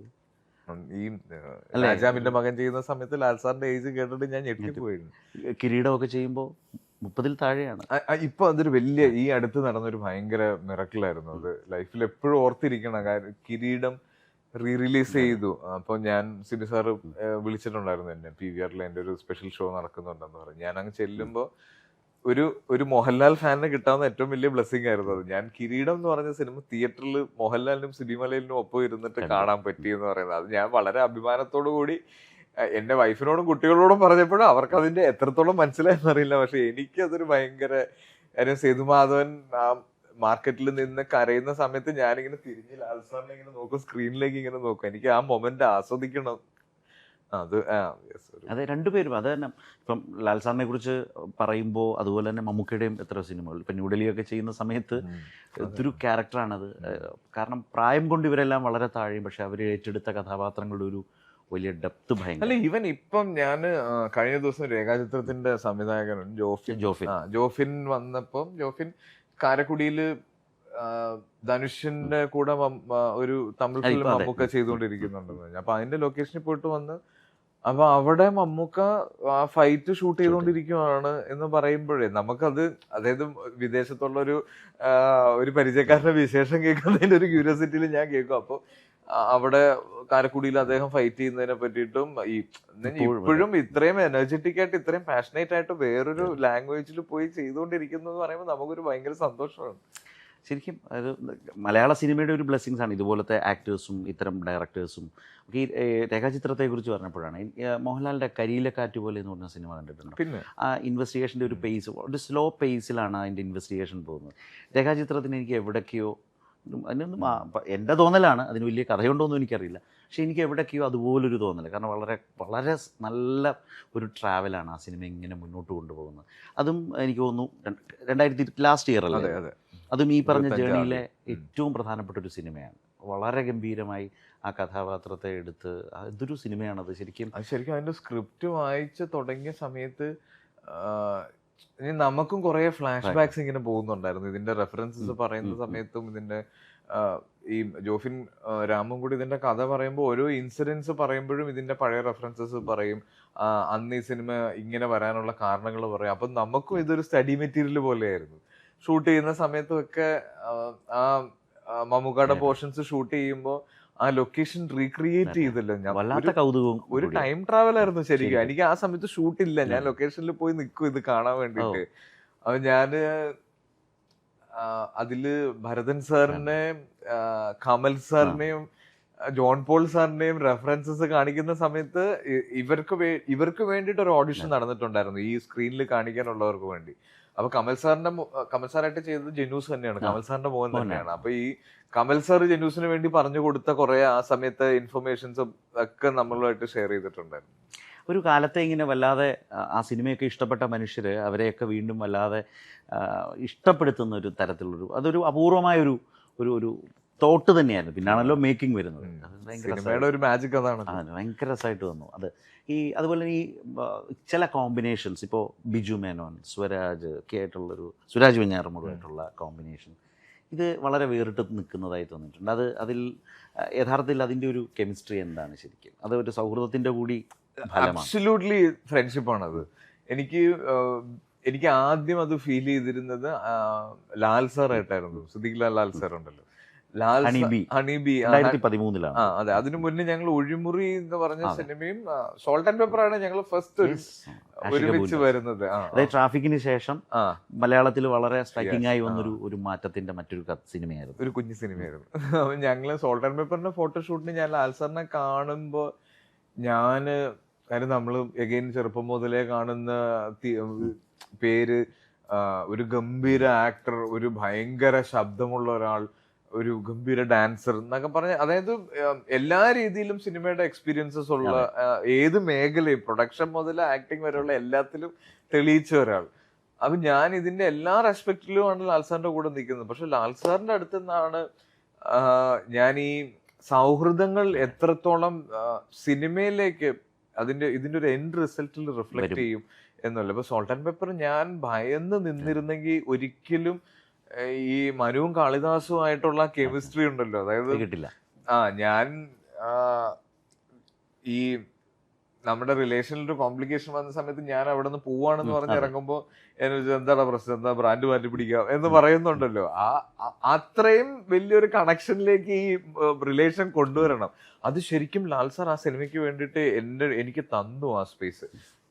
ജീനെ എങ്ങനെയാണോ സാറ് കാണുന്നത് അതുപോലെ ആ സ്പേസിൽ എന്നെ കൊണ്ടുവന്നിട്ടുണ്ടായിരുന്നു. എഗെയിൻ ഒഴിമുറി ചെയ്യുന്ന സമയത്ത് ഞങ്ങൾ തമ്മിലുണ്ടായിരുന്ന ആ സിനിമയ്ക്ക് പ്രത്യേകിച്ച് അച്ഛനും മകനുമാണ്, അച്ഛൻ തന്നെയാണ് മകൻ എന്ന് റിയലൈസ് ചെയ്യുന്നതാണ് ആ സിനിമ. അപ്പൊ ഞങ്ങൾ അത് ഷൂട്ട് ചെയ്യുമ്പോൾ അതിൽ ലാസ്റ്റ് ദിവസം ഞങ്ങളുടെ കോമ്പിനേഷനിൽ ലാസ്റ്റ് ഡേ എടുക്കുന്നത് ഞാനൊരു ഡോറിന്റെ അവിടെ നിന്നിട്ട് ഇദ്ദേഹത്തിനെ നോക്കിക്കൊണ്ടിരിക്കുന്നു. മൂപ്പരിങ്ങനെ തിരിഞ്ഞിങ്ങനെ നോക്കി എന്തോ എന്നോട് ചോദിക്കുന്നു, മറുപടി ഇല്ലാതെ വീണ്ടും തിരിഞ്ഞു നോക്കുമ്പോൾ ഞാൻ ആ ഡോറിലില്ല. അപ്പൊ ഇതാണ് ഞങ്ങളുടെ കോമ്പിനേഷനിലെ ലാസ്റ്റ് ഷോട്ട്, എൻ്റെ ആ സിനിമയിലെ ലാസ്റ്റ് ഷോട്ട്. അത് എടുത്തു കഴിഞ്ഞിട്ട് എനിക്ക് ശരിക്കും ഞാൻ കരഞ്ഞു. എനിക്ക് കരച്ചിൽ നിർത്താൻ പറ്റുന്നില്ല. ഞാൻ അവിടെ നിന്ന് പോരുവാണ്, എന്റെ ഷൂട്ട് കഴിഞ്ഞു. കാര്യം ഞാൻ തിരിച്ചു വന്നിട്ട് ലാൽ സാറിന്റെ പടമോളിലാണ് ലാൽ സാർ താമസിക്കുന്നത്, ഞാൻ പാടിവട്ടത്താണ് താമസിക്കുന്നത്. അതൊന്നും ഓർക്കുന്നില്ല. പക്ഷെ ആ ഒരു ഇത്ര ദിവസത്തെ ഒരു ഇതും കഥാപാത്രങ്ങളിൽ തമ്മിലുള്ള അടുപ്പവും അല്ല. അപ്പൊ ഇത് എഗെയിൻ ഇത് എല്ലാവരും ഇപ്പൊ ബീച്ചേട്ടനാണെങ്കിലും, ബീച്ചേട്ടൻ എനിക്ക് തോന്നുന്നത് ഞാൻ കണ്ട സമയത്തുള്ള ബീച്ചേട്ടൻ, കണ്ടു തുടങ്ങിയ ബീച്ചേട്ടനേക്കാളും കുഞ്ഞുതായി വരുമായിരുന്നു ബീച്ചേട്ടൻ നമ്മുടെ മുമ്പിൽ, ഞങ്ങളുടെ ഇടയിലേക്ക് വരുമായിരുന്നു. സാധാരണ നമ്മൾ അവരുടെ ഇടയിൽ പോവാണല്ലോ. ഇപ്പൊ ഞാന് ബീച്ചേട്ടനായിട്ട് സിനിമകൾ ചെയ്തു തുടങ്ങിയതിനു ശേഷമാണ് ഞാൻ ബാലു, ഗണു, ഗണപതി എല്ലാവരുമായിട്ട് നമ്മൾ ഒരുമിച്ച് കാണുന്നതും സിനിമകളൊക്കെ ചെയ്യുന്നത്. അപ്പം ബീച്ചേട്ടൻ എവിടെയെങ്കിലും ഷൂട്ടിന് പോയി കഴിഞ്ഞിട്ട് തിരിച്ചു കൊച്ചിയിൽ വരുന്ന സമയത്ത് വിളിക്കടാ എവിടെടാ അപ്പൊ എല്ലാരും എന്ന് പറഞ്ഞു കഴിഞ്ഞാൽ ബീച്ചേട്ടൻ അങ്ങനെ വേണം, ആൾക്കാർ വേണം, ആഘോഷം വേണം, പാട്ട് പാടണം. ആ ബാലു നല്ല രസമായിട്ട് കൊട്ടും, നല്ല പെർക്കഷൻ ചെയ്യും. അപ്പൊ ബീച്ചേട്ടൻ ഇതെല്ലാം സെറ്റ് ചെയ്യും. ബീച്ചേട്ടൻ അത്യാവശ്യം നന്നായിട്ട് പാടും. ഞങ്ങൾ ബീച്ചേട്ടൻ കുറച്ച് പഴയ പാട്ട് പാടുമ്പോൾ ഞങ്ങൾ കളിയാക്കും എന്നൊക്കെ പറഞ്ഞിട്ടുള്ള ഒരു പോയിന്റിൽ എടാപോടാ ബന്ധം വരെ എത്തിയിട്ടുണ്ട് ബീച്ചേട്ടനായിട്ട്. അത് ശരിക്കും വരുന്ന ഓർഡിനറിയിലാണെന്ന് തോന്നുന്നു അല്ലേ? ബീച്ചേട്ടനായിട്ട് ഓർഡിനറിയാണ് ഫസ്റ്റ് സിനിമ. പിന്നീട് ഈ സിനിമ പോലീസ് കഥകളിലൊക്കെ പോലീസ് കഥകള് അച്ഛൻ മകനായിട്ട് അനുരാഗരിക്കും വെള്ളം ഷൂട്ട് ചെയ്യുന്ന സമയത്ത് ഞങ്ങള് അച്ഛനും മകനും ആണെങ്കിലും ഞങ്ങൾ ഒരു ലുക്ക് ലൈക്ക് ഫീലും കൂടെ ഞങ്ങൾക്ക് കിട്ടുന്നുണ്ടായിരുന്നു. അതൊക്കെ എങ്ങനെ കിട്ടുന്നു എന്നുള്ളത് ഭയങ്കര ഒരു അറിയില്ല. അപ്പൊ അത് ആശ്ചേച്ചി എപ്പോഴും ഞങ്ങളുടെ അടുത്ത് ഇങ്ങനെ പറഞ്ഞുകൊണ്ടിരിക്കും, ഇത് ശരിക്കും അച്ഛനും രണ്ടും ഒരേ സ്വഭാവമാണ്.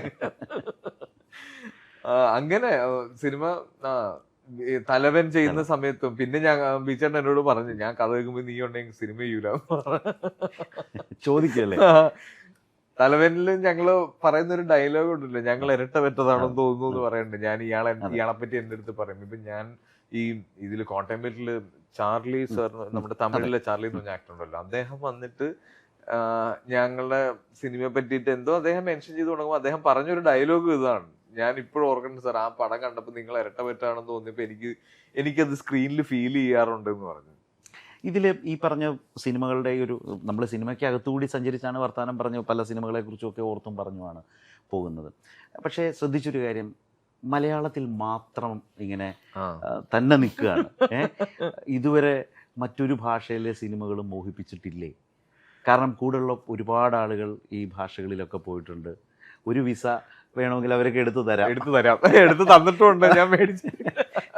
അതാരാ വിസ നീട്ടിയതാരാ? ഒത്തിരി പേരുണ്ട്. അതായത് നമ്മുടെ ഇൻഡസ്ട്രിയിൽ നിന്ന് പോയി അഭിനയിക്കുന്ന എല്ലാവരും പല സംസാരങ്ങളിലും ഇവരുടെ ഫ്രണ്ട്ഷിപ്പിൽ ഉണ്ടാകുന്ന സംസാരങ്ങളിലൊക്കെ ഇങ്ങനെ സജഷൻസ് വരാറുണ്ട്. പല സമയത്തും കഥ കേൾക്കാൻ വേണ്ടി റെഫറൻസസ് വരാറുണ്ട്, കഥ കേൾക്കാറുണ്ട്. ഓൾമോസ്റ്റ് കാസ്റ്റിംഗ് വരെയൊക്കെ എത്തിയിട്ടുണ്ട്. രണ്ട് മറുപടികളാണ് ഇതിന് ഞാൻ പറയാറുള്ളത്. ഒന്ന്, ഏറ്റവും നല്ല സിനിമകൾ ഉണ്ടാകുന്നത് നമ്മുടെ ഇൻഡസ്ട്രിയിലാണ് എന്നാണ് ഞാൻ വിശ്വസിക്കുന്നത്. ഏറ്റവും വെറൈറ്റി ആയിട്ടുള്ള സിനിമകൾ. അപ്പൊ നമ്മൾ വേറൊരു ഇൻഡസ്ട്രി പോയിട്ട് വേറൊരു സിനിമ ചെയ്യണ്ടല്ലോ എന്നോർത്ത് ഞാൻ ഇവിടെ നിൽക്കുന്നു എന്നുള്ളത് മടിയൻ നല്ല പേടിയാണ് ശരിക്കും. എനിക്ക് ഭാഷയിലുള്ള, അത് ഞാൻ മറ്റ് ഭാഷകളിലെ സിനിമ ശ്രമിച്ചിട്ടില്ല, അതെന്റെ തെറ്റാണ്. അപ്പൊ എനിക്കൊരു പേടിയുണ്ട്. എന്റെ ഭാഷയിലുള്ള ഒരു ഈസിനെസ് ഉണ്ടല്ലോ ഞാൻ സംസാരിക്കുന്നത്. അത് എനിക്ക് ഡയലോഗ് ഓർത്ത് വെച്ച് അഭിനയിക്കുന്നതിനോട് എനിക്ക് ആലോചിക്കാൻ പറ്റില്ല. ഡയലോഗ് ഇങ്ങനെ നമ്മൾ അഭിനയിക്കുന്നതിന്റെ ഇടയിൽ ഫ്രീ ആയിട്ട് കിട്ടണം. ഇപ്പൊ ഡയലോഗ് എന്തായിരുന്നു ഡയലോഗ് എന്ന് ആലോചിക്കുന്ന ഒരു മുഖം എനിക്ക് വേണ്ട. അപ്പൊ അതിന്റെ ഒരു പേടിയാ. പക്ഷെ എല്ലാവരും പോയി ഒരുപാട് നല്ല സിനിമകൾ ചെയ്യുന്നുണ്ട്. ഇപ്പൊ ഫഹദൊക്കെ ആണെങ്കിലും എപ്പോഴും എന്നോട്, ഞാൻ ഫഹദിനോടാണ് ഞാൻ ഏറ്റവും കൂടുതൽ ചോദിച്ചിട്ട്, ഫഹദ് നീ എന്താ അങ്ങനെ ചോദിക്കണേ? അപ്പൊ ഞാൻ പറഞ്ഞു, അല്ലടാ എനിക്ക് ഇങ്ങനെ ഒരു പേടിയുണ്ട്. ഫഹദ് അങ്ങനെ ഒരു പേടിയെ പറ്റി ഞങ്ങൾ ചിന്തിച്ചിട്ടേ ഇല്ല.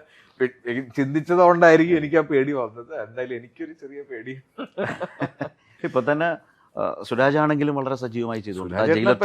ഞാനിപ്പോ ഞങ്ങള് കോയമ്പത്തൂര് ഈ ഷൂട്ട് ചെയ്തുകൊണ്ടിരിക്കുന്ന സമയത്ത് അവിടെ ഒരു തിയേറ്ററിൽ ഞാൻ അവിടുത്തെ ഒരു ഐമാക്സിൽ സിനിമ കാണാൻ പോയപ്പോ അവിടുത്തെ തിയേറ്ററിലെ ആളെ എന്നെ സുരാജേട്ടനെ പറ്റിയിട്ട്, ഞാൻ തിയേറ്ററിലേക്ക് ഷോയ്ക്ക് കയറാൻ എനിക്കൊരു 15 മിനിറ്റ് ഉണ്ടായിരുന്നു. അപ്പൊ ഞങ്ങൾ ഒരുമിച്ച് സിനിമ ചെയ്തിട്ടുള്ളതുകൊണ്ട് ആ സമയത്ത് ഇറങ്ങിയ സുരാജേട്ടൻ്റെ ഒരു തമിഴ് സിനിമയെ പറ്റിയും സുരാജേട്ടൻ എന്ന് പറഞ്ഞ ആക്ടറിന്റെ പെർഫോമറിനെ പറ്റി ഒരു തമിഴിന്റെ ഇരുന്ന് പറയുമ്പോണ്ടല്ലോ നമുക്ക് ഭയങ്കര ഞങ്ങളുടെ കുട്ടിയാ എന്ന് പറയുന്ന ഒരു ഫീല് വരുമായിരുന്നു. ഇപ്പോൾ ജയിലർ 2-ന്റെ സോങ്ങിന്റെ ഒരു വീഡിയോ റിലീസായി. രാജേഷ് മാധവൻ വരെ അതിൽ സജീവമായിട്ട് നമ്മൾ കണ്ടു. നമ്മുടെ ആർട്ടിസ്റ്റുകൾക്കൊക്കെ ഭയങ്കരമായ വാല്യൂ വരുന്നുണ്ട് പുറത്തേക്ക്. ലേറ്റസ്റ്റ് ആയിട്ട് വന്നാൽ മതി. ടക്കിയും കൂടെ കഴിയുന്നതോടെ മിക്കവാറും ഒരു പാൻ ഇന്ത്യൻ ആക്ടറായി. ആ അല്ല, അങ്ങനെ വരിക എന്ന് പറയുന്നത് മലയാളിയുടെയും കൂടെ ഒരു ആഗ്രഹമാണ്. അല്ല, നമ്മുടെ ആർട്ടിസ്റ്റുകളൊക്കെ അതിനേക്കാൾ ഉപരി ഇപ്പം എന്നെ ഒരു ആക്ടറിന് ഏറ്റവും വലിയത് വേണ്ടത് ഒരു പ്രൊഡ്യൂസറിനെ സേഫ് ആക്കാനുള്ള ആണ് അയാൾ ചെയ്യേണ്ട ആദ്യത്തെ കാര്യം എന്ന് തോന്നിയിട്ടുണ്ട് ഓഡിയൻസ് കഴിഞ്ഞാൽ. അപ്പൊ അത്തരത്തില് ഒരു ബിസിനസ്സിനുള്ള ഏറ്റവും വലിയ സ്കോപ്പും കൂടിയാണ് ഈ മാർക്കറ്റ് വലുതാവുക എന്നുള്ളത്. അപ്പൊ ആ രീതിയിലും ഞാനിത് ചെയ്യേണ്ടതാണ്. പക്ഷെ എനിക്ക് തോന്നുന്നു അതിലൊക്കെ കുറച്ചുകൂടെ ശ്രദ്ധിച്ചാണ് ഇപ്പോൾ ആസിഫ് അലിയുടെ ഒരു ട്രാവൽ ജേണി എന്ന് തോന്നാറുണ്ട്. കാരണം ഫിലിം ഇൻഡസ്ട്രി, അതിൻ്റെ ബിസിനസ്, അത് വർക്കൗട്ട് ആവണം, പ്രേക്ഷകർ കാണണം. ആ നിലയിലൊരു ആക്ടർ ഇൻഫ്ലുവൻസ് കാണുന്നുണ്ട് ആസിഫ് അലിയിൽ ഇപ്പോൾ ഒരു വ്യൂവർ എന്നുള്ള നിലയിൽ. ഞാൻ ഒത്തിരി നല്ല സിനിമകളുടെ ഭാഗമായിട്ടുണ്ട്, ഒത്തിരി നല്ല ആക്ടേഴ്സിന്റെ കൂടെ ടെക്നീഷ്യൻസിന്റെ കൂടെ വർക്ക് ചെയ്തിട്ടുണ്ട്. അപ്പൊ ഞാൻ അറിയാതെ കുറെ മാറ്റങ്ങൾ എനിക്ക് വന്നിട്ടുണ്ട്. അതെ, ട്രാൻസ്ഫോർമേഷൻസ് ഉണ്ടായിട്ടുണ്ട്. അപ്പൊ അതൊക്കെ കൊണ്ടായിരിക്കാം ഇത്തരത്തിലുള്ള, പിന്നെ അറിയില്ല, ഇതെല്ലാം ഇങ്ങനെ മറിഞ്ഞൊക്കെ ഇരിക്കുമല്ലോ. ഓക്കെ, ഞാനിപ്പം ആസിഫ്, നമ്മൾ ഈ പറഞ്ഞ ഋതുവിൻ്റെ കാര്യം സംസാരിച്ചു. ഞാനിങ്ങനെ നോക്കുമ്പോൾ പിന്നീട് ഇങ്ങോട്ട് വന്ന എല്ലാ വർഷങ്ങളിലും വളരെ കൃത്യമായ ആസിഫ് അലിയുടെ ഒരു പ്രസൻസ് ഉണ്ടായിരുന്നു. ഇപ്പോൾ ഞാൻ ആ ലിസ്റ്റ് ഒന്ന് നോക്കുമായിരുന്നേ. അപ്പോൾ അതിലിപ്പോൾ നോക്കിയാൽ നമുക്ക് കാണാം 2010 കഥ തുടരുന്നു, പിന്നീട് വന്നിട്ടുണ്ട് അപൂർവരാഗം, നല്ലൊരു വില്ലനായിരുന്നു. അത് ആ നിലയിൽ ആ കാലത്ത് അംഗീകരിക്കപ്പെട്ട ഒന്നാണ്. പിന്നീട് അതിനുശേഷം ട്രാഫിക്കിലെ പെർഫോമൻസ് 2011, സോൾട്ട് ആൻഡ് പെപ്പർ വരുന്നുണ്ട്, ഓർഡിനറി 2012, ഹണീബി 2013 വരുന്നു. ഇങ്ങനെ എല്ലാ വർഷങ്ങളിലും വളരെ കൃത്യമായി ഇങ്ങനെ മുന്നോട്ട് പോകുന്നുണ്ട്. ഇപ്പോൾ ലാസ്റ്റ് തലവൻ 2024 വന്നു, അത് കഴിഞ്ഞ് കിഷ്കിന്ധാകാന്ഡം വന്നു, 25 ഈ പറഞ്ഞ സിനിമ വന്നു, രേഖാചിത്രം വന്നു. ഇങ്ങനെ വളരെ നോട്ടീസബിൾ ആയിട്ടുള്ള സിനിമകൾ ഉണ്ടായിട്ടുണ്ട്. പക്ഷേ സ്വാഭാവികമായ ഹീറോസിനുണ്ടാകാവുന്ന പരാജയങ്ങളും സിനിമയ്ക്ക് ഉണ്ടായിട്ടുണ്ട്. അത് എങ്ങനെ ബാധിച്ചിട്ടുണ്ടോ, അതോ അതിനെ? അത് ഭയങ്കര ബാഡാണ്. അതിന് ഞാൻ ഭയങ്കര വിഷമം വരും, കോൺഫിഡൻസ് പോവും. സിനിമകൾ ചൂസ് ചെയ്യുന്നതിനോട് ചെയ്തുകൊണ്ടിരിക്കുന്നത് കറക്റ്റ് ആണോ എന്നുള്ളൊരു ചിന്ത വന്നു കഴിഞ്ഞാൽ അറിയാലോ, പിന്നെ മുന്നോട്ട് പോകാൻ ഇച്ചിരി ബുദ്ധിമുട്ടാണ്. അപ്പൊ അങ്ങനെ ഉണ്ടാവലുണ്ട്. പിന്നെ ഈ ചെറുപ്പം മുതലേ സിനിമ തന്നെ ശ്രദ്ധിച്ചു നിന്നതുകൊണ്ട് തിയേറ്ററിൽ പോയി സിനിമകൾ കണ്ടിട്ടുണ്ട്, ഓരോ ആക്ടേഴ്സിനെയും നമ്മൾ ഫോളോ ചെയ്തിട്ടുണ്ട്. അപ്പൊ ഇവർക്ക് എല്ലാവർക്കും ഈ അപ്സ് ആൻഡ് ഡൗൺസ് ഉണ്ടായിട്ടുണ്ട്. നമുക്കറിയാം, ലാൽ സാറിന് ഒരു നല്ല സീസൺ വരുമ്പോൾ മമ്മൂക്കാക്ക് അതൊരു മോശം സീസൺ ആയിരിക്കും. ഞാനൊരു ട്രൂ മലയാള സിനിമ ഫാൻ എന്നുള്ള രീതിയിൽ പറയുന്നത് എപ്പോഴും നമ്മൾ ഒരു അപ്സ് ആൻഡ് ഡൗൺസ് ഇവരുടെ കരിയറിൽ നമ്മൾ കംബാക്കും ഉണ്ടായിട്ടുണ്ട്. അപ്പൊ നമ്മള് അതിൽ നിന്ന് മനസ്സിലാക്കുന്ന ഒരു കാര്യം, ഇവര് വരുന്നത് ഈ ഫെയിലിയേഴ്സ് ഉണ്ടായിട്ട് ഇവര് വരുന്ന സിനിമ ഒരു ഐറ്റം കൊണ്ടുവന്ന് ഇട്ടിട്ട് അതിലായിരിക്കും ഇത് തിരിച്ചു കൊണ്ടുവരുന്നത്. നമ്മൾ തിയേറ്ററിൽ നിന്ന് പുറത്തേക്ക് ഇറങ്ങുമ്പോൾ നമ്മൾ അവരായിട്ട് ഇറങ്ങുന്ന ഒരു സാധനം ഇവർ കൊണ്ടുതരും. അപ്പൊ ഈ ഡൗൺസ് ഉണ്ടാവുന്ന സമയത്ത് അടുത്തതിന് വേണ്ടിയിട്ട് നമ്മൾ പ്രിപ്പയർ ആവണം എന്നുള്ളത്. പിന്നെ ഒരു സിനിമ മോശമായി, ഇനി അടുത്ത സിനിമ എന്നാ വെറുതെ താല്പര്യമില്ലാതെ അല്ലെങ്കിൽ ഭയത്തോടെ അഭിനയിക്കുക എന്നുള്ളതല്ല. അടുത്ത സിനിമ ഇത് അടിപൊളിയാക്കണം എന്നുള്ളത് ഒരു മനസ്സിൽ വരിക. പിന്നെ നമ്മൾ ഈ വേറെ ഒരു രീതിയിലും വന്നതല്ലല്ലോ ഞാൻ, അങ്ങനെ അതുകൊണ്ട് കഷ്ടപ്പെടാൻ റെഡിയാണ്. അല്ല, മറ്റേ നിവിൻ പറഞ്ഞല്ലേ, സ്വയം വഴിവെട്ടി വന്നവനാടാ അല്ലേ? ആ ഒരു കോൺഫിഡൻസ് ഭയങ്കരമായി ഗുണം ചെയ്തിട്ടുണ്ടോ? അങ്ങനെ കോൺഫിഡൻസ് ആയിട്ട് അത് ഫീൽ ചെയ്തിട്ടില്ല. എപ്പോഴും ഇപ്പൊ ഇൻസെക്യൂരിറ്റീസ് എപ്പോഴും ഉണ്ട് നമുക്ക്. ഈ ചെറിയ ഒരു കമന്റ് വായിക്കുമ്പോൾ അതിൻ്റെ അകത്തൊരു ഹെയ്റ്റ് ഉണ്ടെങ്കിൽ പോലും നമുക്കൊരു ഇൻസെക്യൂരിറ്റി ഫീൽ ചെയ്യും. ഫേസ്ബുക്കിൽ ഈവനെ എന്താണെന്ന് വെറുതെ എഴുതിയിട്ട് കഴിഞ്ഞാൽ നമുക്കത് മനസ്സിൽ കിടക്കും. എത്ര പേര് നമ്മളെ പറ്റിയിട്ട് നല്ലത് പറഞ്ഞതെന്ന് പറഞ്ഞാലും, എത്ര പേര് നമ്മളെ ഇഷ്ടമാണെന്ന് പറഞ്ഞാലും, ഒരാൾ നമ്മളെ പറ്റി ഒരു വെറുപ്പ് പറഞ്ഞു കഴിഞ്ഞാൽ നമുക്കൊരു വിഷമം വരും. എന്തിനായിരിക്കും അയാൾ നമ്മളെ പറ്റി അങ്ങനെ പറഞ്ഞതെന്നായിരിക്കും നമ്മൾ ഫുൾ ആലോചിക്കുക. അതുപോലെ തന്നെ സിനിമ അതോ അങ്ങനെ എത്ര സിനിമ നന്നായാലും ഒരു സിനിമ മോശമാകുമ്പോൾ നമുക്ക് ഒത്തിരി ബുദ്ധിമുട്ടുണ്ടാക്കും. അതുപോലെ ഈ പ്രൊഡ്യൂസറിന് ഒരു കമ്മിറ്റ്മെന്റ് ഉണ്ടല്ലോ, അദ്ദേഹം നമുക്ക് വേണ്ടിയിട്ട് ഒരുപാട് പൈസ, ചില ആളുകളുടെ സേവിങ്സ്, ജീവിതം മുഴുവനുള്ള സേവിങ്സ് ആണ് ഒരു സിനിമയ്ക്ക് ഇറങ്ങുന്നത്. അപ്പൊ അതിന് അത്രയും റെസ്പോൺസിബിലിറ്റി നമുക്കും ഉണ്ട്.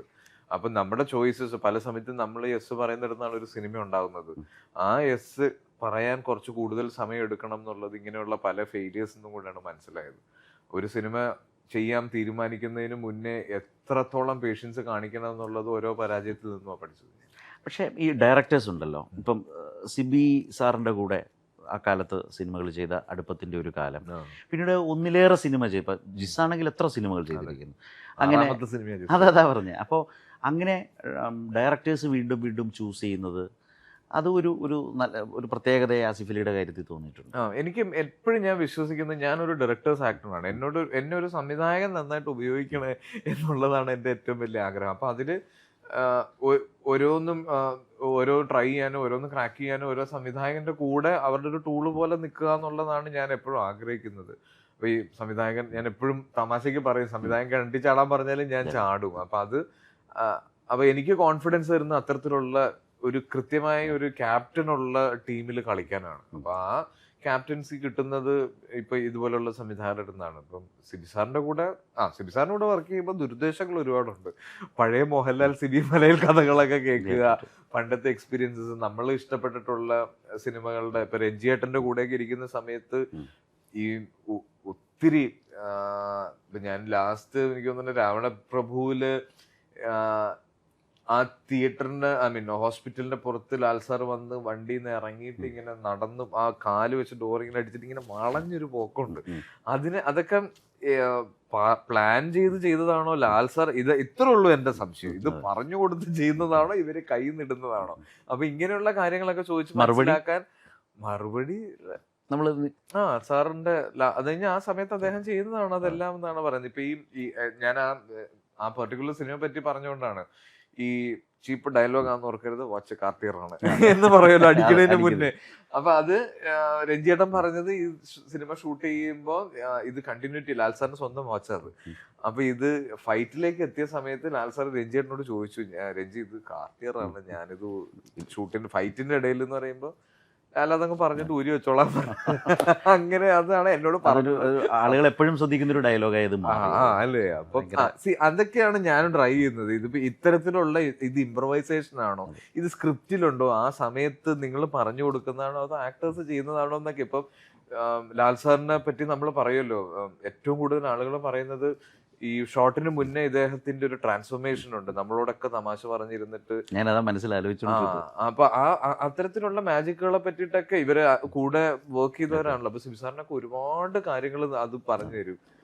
പിന്നെ ഒരു ഡിസിപ്ലിൻ വേറെ തന്നെയാണ്. സിബി സാറിന്റെ കൂടെ സിനിമ ചെയ്യുന്ന സമയത്ത് ഇന്ന് ചെയ്തുകൊണ്ടിരിക്കുന്നതിന്റെ ആയിട്ടുള്ള ഡിസിപ്ലിൻസ് ഒത്തിരി വ്യത്യാസമുണ്ട്. ഫിലിമിൽ ഷൂട്ട് ചെയ്ത് തുടങ്ങിയ ഒരു കാലഘട്ടമാണ്. അപ്പൊ അതും എൻ്റെ ഒരു വലിയ ബ്ലെസ്സിങ് ആണ്. ആ സമയത്ത് തുടങ്ങാനും ഡിജിറ്റലിലേക്ക് വന്ന സമയത്ത് ഞാൻ ഈ പ്രോസസ്സിന്റെ ഭാഗമായിട്ടുണ്ട്. അപ്പൊ അതിൽ രണ്ടിലും ഉണ്ടായ വ്യത്യാസങ്ങൾ മനസ്സിലാക്കാൻ പറ്റിയിട്ടുണ്ട്. പിന്നെ ജിസിന്റെ കൂടെ എന്ന് പറയുമ്പോ ജിസിന് അറിയാം എന്നെ കൊണ്ട് എന്താ ചെയ്യാൻ പറ്റുക, അല്ലെങ്കിൽ എന്നെ കൊണ്ട് എന്ത് ചെയ്യിപ്പിക്കാൻ പറ്റും എന്നുള്ളത്. അപ്പൊ അത്തരത്തിലുള്ള സ്ക്രിപ്റ്റ് ജിസിന്റെ അടുത്തേക്ക് വരുമ്പോൾ ജിസിന്റെ ഫസ്റ്റ് ചോയ്സ് ഞാനാണ്. അത് ഒരു സീൻ എടുക്കുന്ന സമയത്ത് ഞാൻ അതിൻ്റെ ഒരു ജിസ് ആഗ്രഹിക്കുന്ന ഒരു രീതിയിൽ പെർഫോം ചെയ്തില്ലെങ്കിൽ, ഇപ്പൊ നമ്മള് ചില സമയത്ത് നമ്മൾ പറയില്ല അയാളൊരു ഫസ്റ്റ് സിംഗിൾ ടേക്ക് ആക്ടർ ആണെന്ന് പറയില്ല. ഞാൻ ആ പരിപാടിയിൽ വിശ്വസിക്കുന്നേ ഇല്ല. ഇപ്പൊ ജിസ് എന്നെ കൊണ്ട് പണിയെടുപ്പിക്കാറുണ്ട്. ഒരു നമ്മൾ 16-17 ടേക്ക് ഒക്കെ പോകാറുണ്ട്. ചിലപ്പോ പ്രത്യേകിച്ച് ജിസ് ഒരു ഡബിങ് ആർട്ടിസ്റ്റും കൂടെ ആയതുകൊണ്ട് ഡയലോഗ് പ്രസന്റേഷനിൽ ഭയങ്കര കീനാണ്. അത് ഒരിക്കലും അത് ഞാൻ ഒത്തിരി ഡബ് ചെയ്തിട്ടുള്ളത് ജിസിനെ എപ്പോഴും പറയണ ഡയലോഗ് പോലെ ഇരിക്കരുത്, അത് നാച്ചുറൽ ആയിടണം എന്നുള്ളതാണ്. അപ്പൊ അത് നമ്മൾ എനിക്കെന്നല്ല, ജിസിന്റെ എല്ലാ സിനിമയിലും അഭിനയിക്കുന്ന ആക്ടേഴ്സിനെ എടുത്ത് നോക്കിയാൽ നമുക്ക് മനസ്സിലാവും ഏറ്റവും രസമായിട്ട് ഡയലോഗ് റെൻഡറിങ് ഉള്ളത് ആ സിനിമയിലായിരിക്കും. ആ ഡബിങ് സ്പോട്ടിലും വളരെ വളരെ ശ്രദ്ധിച്ചു ചെയ്യുന്നു. അതും ഭയങ്കര ഈസി ആക്കി തരും. പല സമയത്തും നമുക്ക് ഇത് ഭയങ്കര ഡബ് ചെയ്ത് നമ്മൾ അഭിനയിക്കുന്ന സമയത്ത് നമ്മുടെ ചുറ്റുപാടും നമുക്ക് അത് ഫേവറബിൾ ആയിട്ട് നിൽക്കുന്നതുകൊണ്ട് നമുക്ക് കുറെയൊക്കെ ഒറിജിനൽ ആയിട്ട് തന്നെ വരും.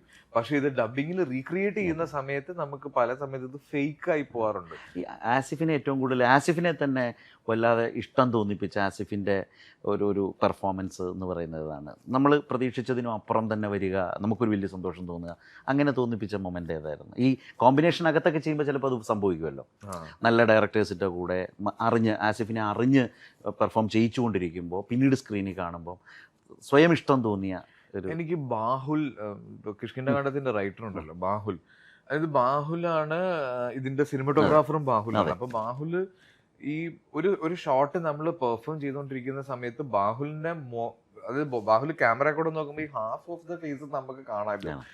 അപ്പൊ കട്ട് പറഞ്ഞാൽ ഞാൻ ആദ്യം നോക്കുന്ന ബാഹുലിന്റെ മുഖത്തേക്കായിരിക്കും, എന്തായിരിക്കും ഇതിന്റെ റിയാക്ഷൻ എന്നുള്ളത്. മോണിറ്ററാണ്. അതാ. അപ്പൊ അതായത് ഇത് ഒരു വൺ മോർ പോണോ അത് മോണിറ്ററിൽ പോയി എടുത്തത് കാണണോ എന്നുള്ളത് ബാഹുലിന്റെ മുഖം നോക്കി ഞാൻ അതായത് തീരുമാനിച്ചു. ഡയറക്ടേഴ്സ് മോണിറ്ററിലേക്ക് പോവണ്ട, പോവില്ല. Cinematographer അതായത് ബാഹുലിന്റെ മുഖത്ത് അതിങ്ങനെ അവനൊന്ന് കൺഫ്യൂസ്ഡ് ആണെങ്കിൽ അത് വൺ മോർ ആണ്. അപ്പൊ ഈ വൺ മോർ എടുക്കുമ്പോ ബാഹുൽ വന്നിട്ട് അത് പറഞ്ഞു തരും. അസിക്ക ഇത് ഇങ്ങനെയാണ് പറയേണ്ടത്, ഇത് ഇങ്ങനെ പറയേണ്ടതിന്റെ കാരണം ഇതാണ്. അത്രയും ക്ലാരിറ്റി ബാഹുലിനുണ്ട്.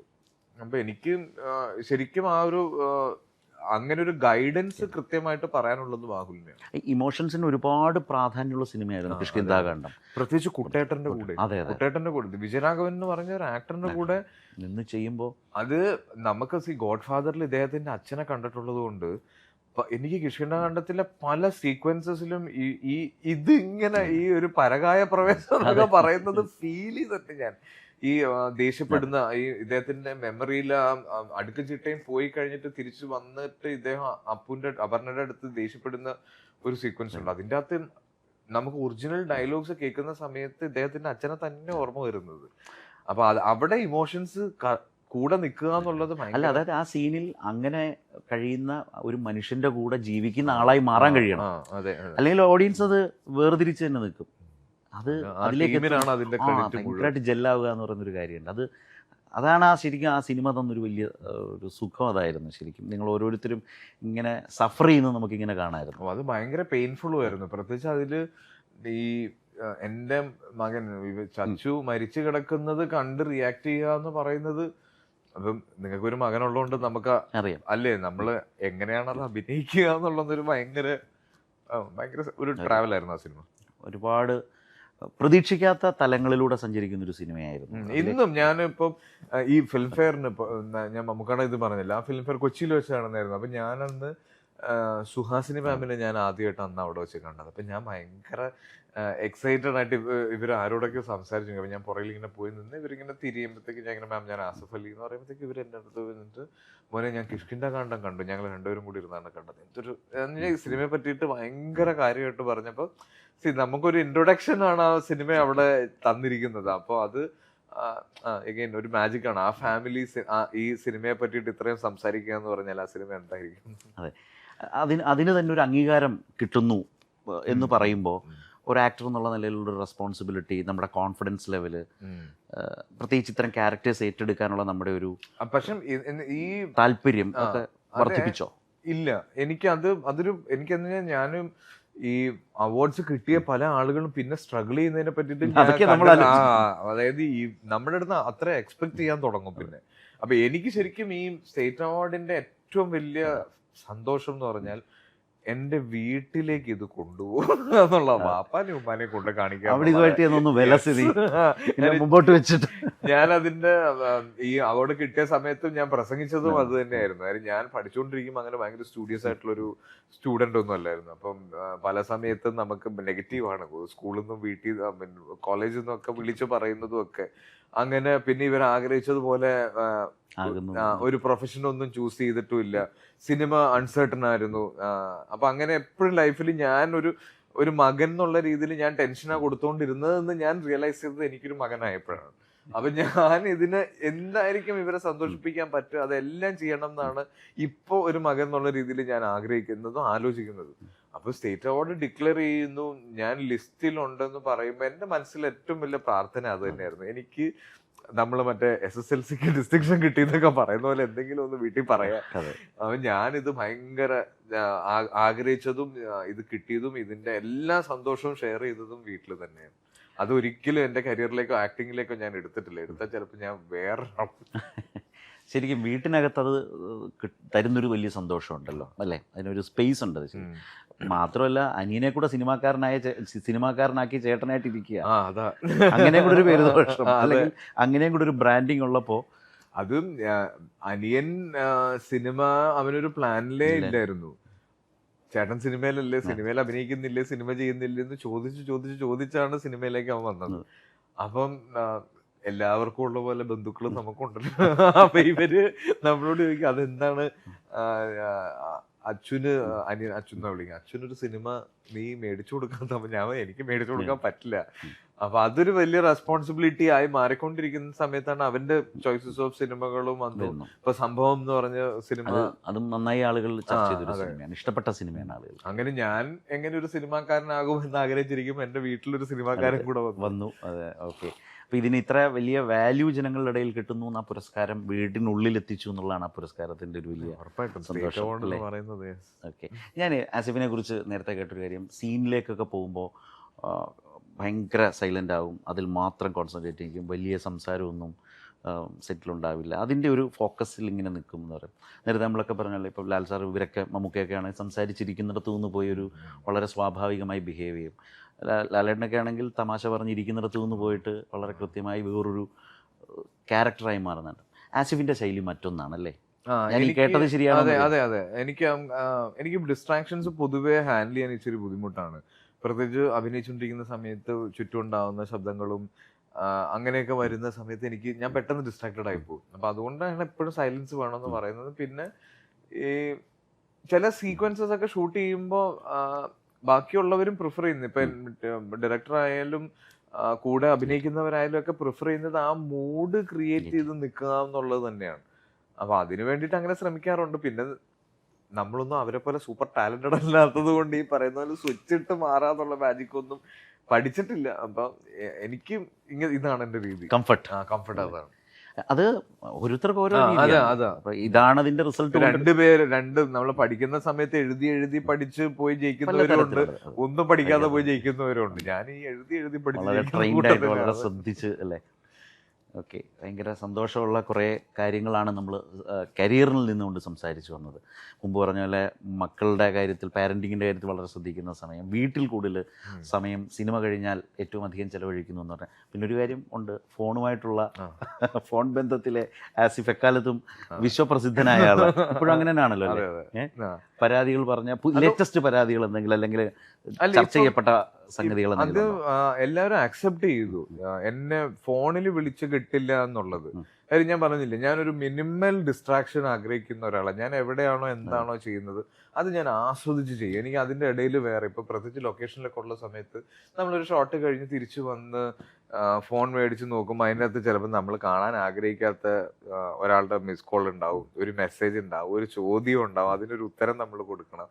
അപ്പൊ ഇത് ഞാൻ അടുത്തെടുക്കാൻ പോകുന്ന ഷോട്ടിനെ ബാധിക്കും, എന്റെ മൂഡിനെ ബാധിക്കും എന്നൊക്കെ പറഞ്ഞുകൊണ്ട് അപ്പൊ അങ്ങനെയൊക്കെ ആ വക ഡിസ്ട്രാക്ഷൻസ് ഒക്കെ ഞാൻ ഒഴിവാക്കും. എനിക്ക് ഫോൺ അങ്ങനെ ഒരു ഭയങ്കര അഡിക്റ്റീവ് ആയിട്ടുള്ള ഒരു കാര്യമല്ല. ഇപ്പൊ സോഷ്യൽ മീഡിയയിലാണെങ്കിലും ഞാൻ അത്ര ആക്റ്റീവ് ആയിട്ടുള്ള ഒരാളല്ല. അപ്പം വീട്ടിൽ നിന്ന് പക്ഷെ ഇതൊരു പ്രശ്നമാണ്. അതെ, വീട്ടിലെ കോളുകൾ മാനേജ് ചെയ്യുന്നിടത്താണ്. അല്ല, അവിടെയാണ് പ്രശ്നം. ഇപ്പൊ വീട്ടിൽ നിന്ന് പാരന്റ്സ് ആണെങ്കിലും വിളിക്കുമ്പോ പലപ്പോഴും എന്നെ കിട്ടൂല. ഞാനപ്പോ 2-3 ദിവസം കൂടുമ്പോഴാണ് പലപ്പോഴും വീട്ടിലേക്ക് വിളിക്കുക.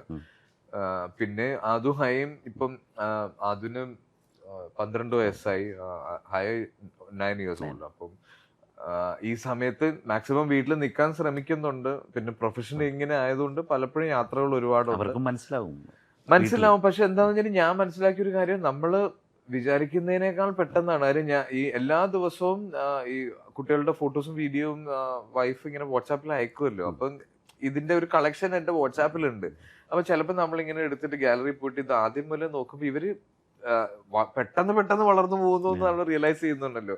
പിന്നെ നമ്മള് പറഞ്ഞിട്ടുള്ള പല കാര്യങ്ങളും നമ്മളിപ്പോ ഹോണ്ട് ചെയ്യുന്നുണ്ട്. ഞാനൊക്കെ ഒരു 17 വയസ്സൊക്കെ ആയപ്പോ വീട്ടിൽ നിന്ന് എനിക്ക് ഇവിടെ നിക്കണ്ട എന്ന് പറഞ്ഞ് ഇറങ്ങിയ നമ്മളെല്ലാം ബോയ്സിന് എല്ലാവർക്കും ആ സ്വഭാവമുണ്ട്.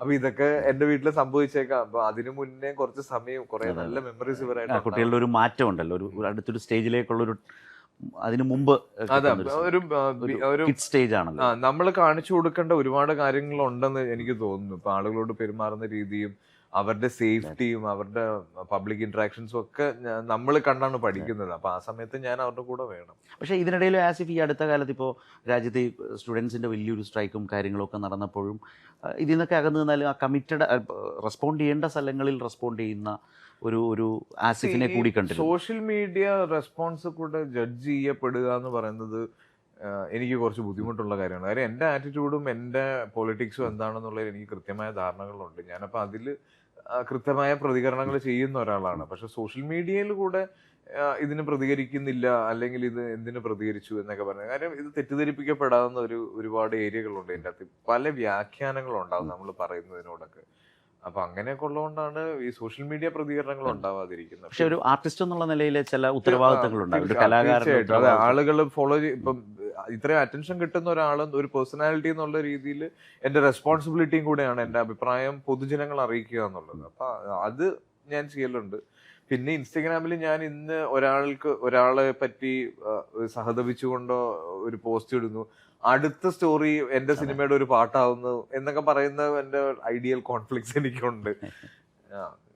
പക്ഷേ ഏതായാലും ആ ഒരു വേണ്ട ഇടങ്ങളിൽ പ്രതികരിക്കുന്ന ഒരു ആർട്ടിസ്റ്റായി കലാകാരനായി തന്നെ ആസിഫ് നമ്മുടെ സമൂഹത്തിൽ അങ്ങോട്ട് തന്നെ ഇനിയും നമുക്ക് ഇത്തരം വേണ്ട ഘട്ടങ്ങളിലൊക്കെ ഉണ്ടാകും എന്നാണോ? നമ്മളിപ്പോൾ ഈ പറഞ്ഞ രാജ്യം കണ്ടൊരു വലിയ സമരമായിരുന്നു, ആ സമരത്തിലൊക്കെ എല്ലാവരുടെയും ഭാഗത്തു നിന്നുള്ളൊരു ഇനിഷ്യേറ്റീവ് ഉണ്ടായിരുന്നു. അവിടെയും ആസിഫിനെ കണ്ടിരുന്നു. ഞാൻ അതുകൊണ്ടാണ് ചോദിച്ചത്.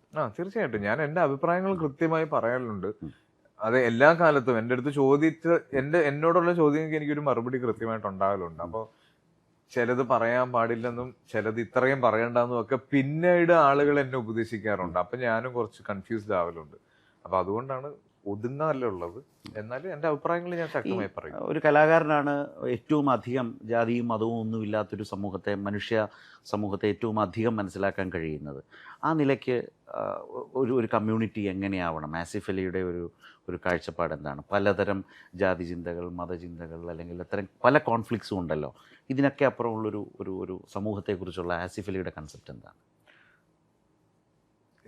എനിക്കറിയില്ല ആളുകൾക്ക് ഇത്രയും ചിന്തിക്കാനൊക്കെ സമയം ഇപ്പൊ കിട്ടുന്നുണ്ടോ എന്നുള്ളത്. നമ്മള് പണ്ട് ഭയങ്കര മതം, ജാതി വെറിയന്മാരായ ആളുകളെ പറ്റിയിട്ടൊക്കെ നമ്മൾ കേട്ടിട്ടുണ്ട്. ഇതൊക്കെ ഒരു കാലഘട്ടത്തോടെ കഴിഞ്ഞു പോയെന്നാണ് നമ്മൾ വിചാരിച്ചിരുന്നത്. പക്ഷെ അത് ഭയങ്കര ഫോഴ്സ്ഡ് ആയിട്ട്, പ്രത്യേകിച്ച് സോഷ്യൽ മീഡിയയിൽ ഇതിനു വേണ്ടി ആളുകൾ സംസാരിക്കുന്നതും കാറ്റഗറൈസ് ചെയ്യപ്പെടുന്നതും അഭിപ്രായങ്ങള് നിങ്ങൾ ഇങ്ങനെ ഒരു അഭിപ്രായം പറഞ്ഞ് നിങ്ങൾ ഇങ്ങനെ ഒരാളായതുകൊണ്ട്, അല്ലെങ്കിൽ നിങ്ങളുടെ ഐഡിയോളജി ഇതായതുകൊണ്ടാണെന്ന് പറഞ്ഞ് ആക്ഷേപിക്കുന്നതും ഒക്കെ കാണുമ്പോൾ ഇതൊക്കെ പഴയതിനേക്കാൾ ശക്തിയായി തിരിച്ചു വന്നിട്ടുണ്ടെന്നാണ് എനിക്ക് തോന്നുന്നത്. നമ്മൾ മൈൻഡ് ചെയ്യാതിരിക്കുക. ഇതൊക്കെ നമ്മൾ ഡിസ്കസ് ചെയ്യുമ്പോഴാണ് ഇതിനൊക്കെ സാധ്യതയുണ്ടെന്ന് ആളുകൾ തിരിച്ചറിയുന്നത്. ഏതായാലും എല്ലാം കാണുന്നുണ്ട്, എല്ലാം. ഓക്കെ. അപ്പോൾ ഏതായാലും നല്ല ഓണക്കാലം, ഓണസദ്യയൊക്കെ കഴിച്ച്, കഴിഞ്ഞ ഓണം മിസ് ചെയ്തതിനെ കുറിച്ച് പറഞ്ഞു. അപ്പോൾ ഇത്തവണ ഏതായാലും ഓണസദ്യയൊക്കെ ഉള്ളൊരു കാലമാണ്. നല്ല സിനിമകൾ, നല്ല കഥാപാത്രങ്ങൾ, നല്ല അംഗീകാരങ്ങൾ, പ്രേക്ഷകർ ഒപ്പം കൂടെ സഞ്ചരിക്കുന്ന ഒരു നല്ല സിനിമാ കാലം ഇനിയും ഉണ്ടാവട്ടെ. I'll try my best. Thank you so much. Thank you. Happy Onam.